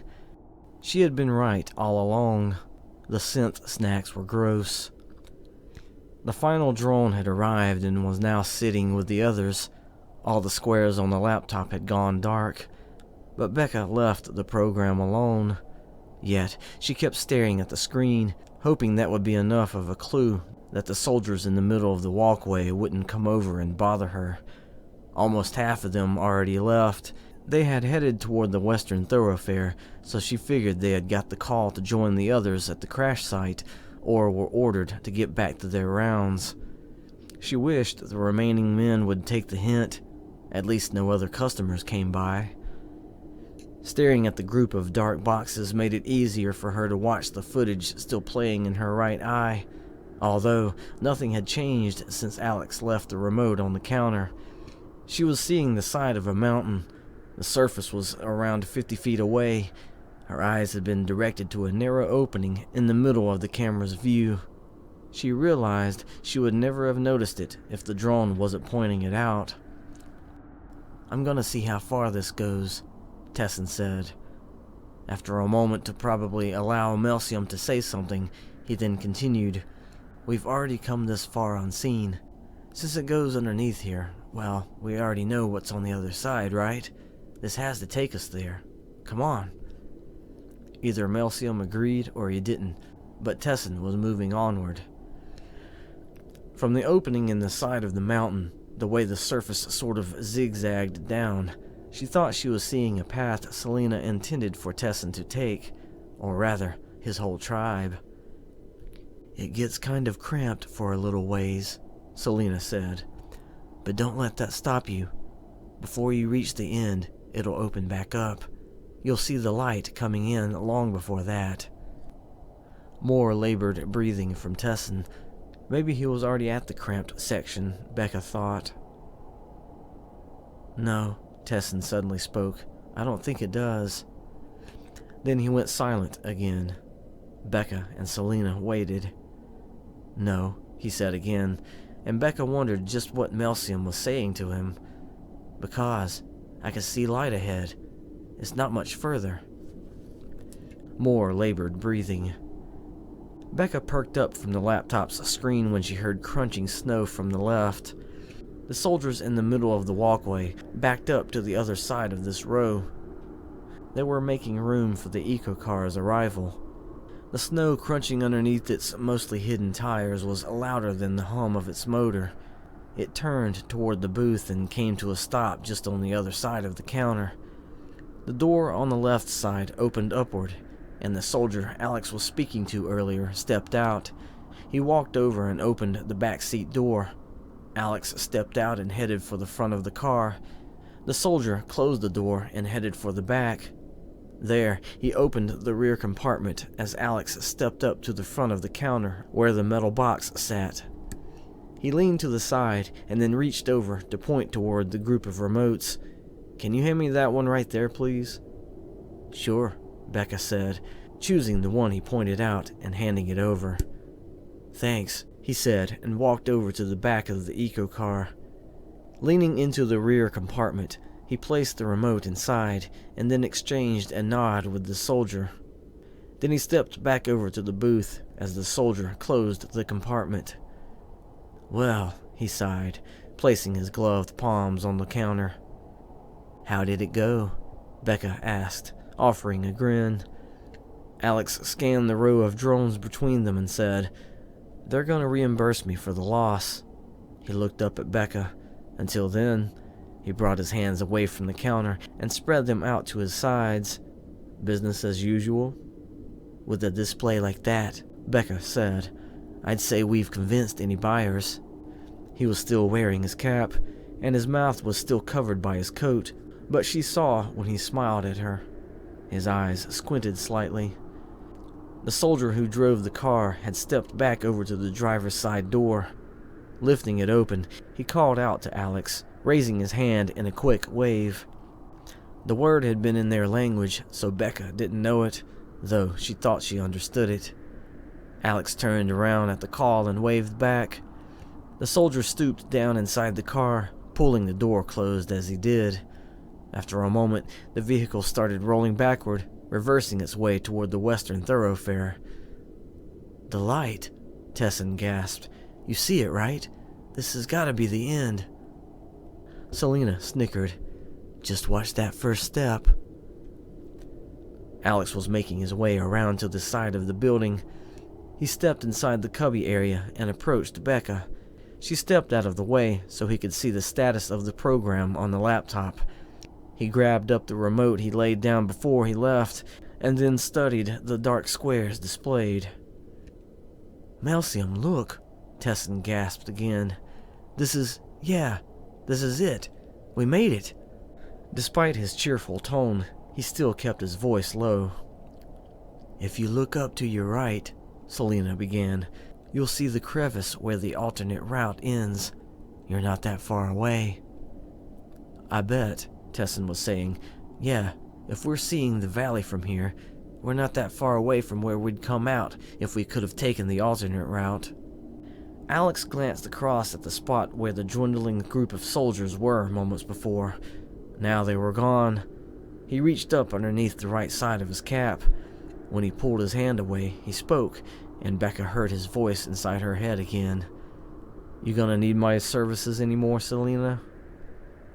"Oh, I believe Tessin has convinced dear Melcium of their new way," Selena answered. "Now, he just needs Melcium to go back and start bringing the others." "All right," Alex said. "I'll go ahead and bring it back then." "Good," Selena said. "And thanks." "Not a problem," Alex said. Bekka watched him lift the remote in his left hand, placing it level with her face. Then he pressed and held the power button where she discovered it earlier. After 2 seconds, he released it. As he lowered the remote, he looked over at Bekka and winked again. "That's that," he said, and reached back underneath the right side of his cap. When he brought his hand away this time, Bekka noticed the void where his voice had once occupied. During this little exchange, Tessin had been instructing Melcium to return to the other tribe members. He'd stay behind so that he could direct Melcium back if need be. It might have taken a few minutes to convince Melcium to go back alone, but apparently he did at some point. Because after some silence, Tessin asked, "So, are we alone now?" Bekka and Alex shared a glance. Selena snickered. "Why do you ask?" Well," Tessin responded. "This will be all I get, won't it?" Before Selena could answer, he continued, "The only time you and I will get to speak together, until—" "I know," Selena said, "but sadly, we're not alone. Bekka has to be here, or else I can't be." Tessin's sigh was barely audible. "I see." Then he chuckled. "I thought I'd at least get a little bit of time with you. I mean, since we got to meet again." "Unfortunately," Bekka spoke up, "I don't know how to shut myself off when I'm witnessing someone." "But we should be grateful, Tessin," Selena said, "because we are able to speak as such at all." "It's still unbelievable," Tessin said, "this tech you're using to do this." "Having a hard time finding a reason to hate it?" Selena snickered. Tessin scoffed. "You know I'm not like the older generations." "I know," Selena said. "I was only teasing." There was a pause from Tessin, and then he said, "Heh, like you used to do." Bekka thought it was a general enough statement, but Selena scolded him instantly. "You hush, people are listening." Bekka's head was full of Tessin's chuckling. Alex reached up under his cap and pulled the device from his ear. Placing it in his coat pocket, he looked at Bekka and muttered, "There we go." He occupied himself with the laptop's screen, pulling up several menus. Bekka was looking toward the screen, but she wasn't focused on it. The footage before her right eye was showing her an aerial view of the concourse. "Well, really," Tessin began, "why wouldn't I be able to indulge? This is a special occasion, you know." "True," Selena responded, "but we're still limited, aren't we?" Tessin sighed. "There's always that, isn't there? From tribal taboos to wide distances." He sighed again. "And people's choices." "You're mad at me, aren't you?" Selena asked. "Mad?" Tessin questioned. "No, more like envious. I had just as much a right as you did to leave, but I let you convince me to stay. I know why you did it, but..." When he started to trail off, Selena prompted him. "But what?" He took in a long breath and then let it out slowly. "But I wished I would have told the truth back then, about myself." "What?" Selena chuckled. "That you were guilty with me?" "Of course I was guilty," Tessin said. "Still am. That hasn't changed, even though I've stayed with the tribe. You know, one of the elders actually commented that I sounded like you one time." "Ha, no way," Selena laughed. "It's true," Tessin offered. "What was it you said?" she asked. Tessin hummed to himself, trying to recall the whole memory. When it all came back, he said, "I think it was when..." Bekka was taken from their conversation when she heard a familiar buzz from above. Both she and Alex looked up to see the secret drone descending toward the booth. It slowed as it approached the countertop. Hovering in place a few seconds, it then descended to the wooden surface. Once it touched down, it closed itself up and went silent. "Oh, the things it has seen," Alex commented.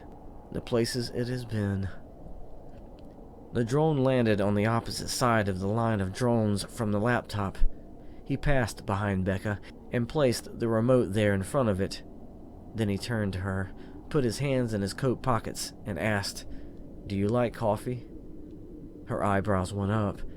"I could definitely go for some warm coffee right now." Alex nodded at a point past her. "There's a shack 2 buildings down from here. I'll go get us some right quick. How's that sound?" "Well, what do I do if a customer comes up?" she asked. "No worries," Alex said, and pointed over at the laptop. "I got everything set up on there. All you have to do is touch one of those black squares, and that drone will wake up and fly on its pre-programmed route. Give the customer something to look at until I get back." Turning from the laptop, Bekka said, "Sounds easy enough." He grinned. "Cool." Then he stepped around her and headed for the door. As she watched him go, she removed the pair of shades from her face. She thought to lay them in the big metal box, since he'd eventually load some of the equipment in it. But she stopped herself. Hesitating, she finally slipped the shades into her coat pocket. Little souvenir, she thought. Before pulling her hand out, she touched the capsule holding the beads she bought on the northernmost row. When would be a good time, she wondered. "But that's how I feel about it." Tessin's voice tore her from her thoughts. Oh yeah, a whole conversation was still happening inside her head. "You better behave," Selena scolded him again. "Why should I?" Tessin chuckled. "No one from the tribe is here. I'll admit it out loud." "You better not," Selena said. Bekka thought she knew better. Despite Selena's words, she knew her host wanted Tessin to open up right now. This was Selena's way of riling him up. "Better not what?" Tessin asked. "Say that I would take you to bed every night once we started living together?" Bekka snorted. "Tessin." Selena tried to scold him, but there was no force in her voice. He had bested her with his words. "Well, it's true," Tessin continued. "I'd find all kinds of reasons to get you naked." Before Selena could scold him further, she and Tessin were interrupted by Bekka's laughter. "See," Tessin said after a moment. "She understands. I mean, surely you haven't become prudish since you left." "Psh!" Selena scoffed. "Who is prudish?" Tessin laughed. "But it is a nice thought," Selena added. "Just a thought?" Tessin asked. "I said I'd leave the tribe after this and come to you." Selena was silent. "You don't think it would work?" he asked. Selena let out a long contemplative sigh, and Bekka imagined her reclining in the chair she was sitting in at the moment. "More members up and leaving the tribe? What will become of it?" "Enough will stay," Tessin offered. "Who, though?" Selena asked. "Just the older generations? Will they have any of the younger ones to pass down their traditions in order to keep the tribe going?" I know I've stayed with the tribe ever since then, Tessin began, but you and I both know its stuffy ways won't always hold sway. Either the tribe changes, or it dissolves over time. Selena considered. So you're saying there's nothing of the tribe worth keeping? Sure, their ways have kept them alive all these generations, Tessin answered, but sometimes they need to bend a little. Adapt, so to speak. Like today? Selena asked. Tessin chuckled. Whether they know it or not, even the elders could learn a thing or two, right? You gonna tell them after this? Selena asked. Not right away, Tessin answered. Heh, how do you think they'll react? I remember how stubborn they are, Selena said. Well, Tessin continued, maybe it's time for them to start getting used to not always having things the way they want it. Selena was silent for a second, and then she mused. Whoever gets what they want in this life? Good question, Bekka thought, while wondering at the same time if she was witnessing the beginnings of another tribe in the works.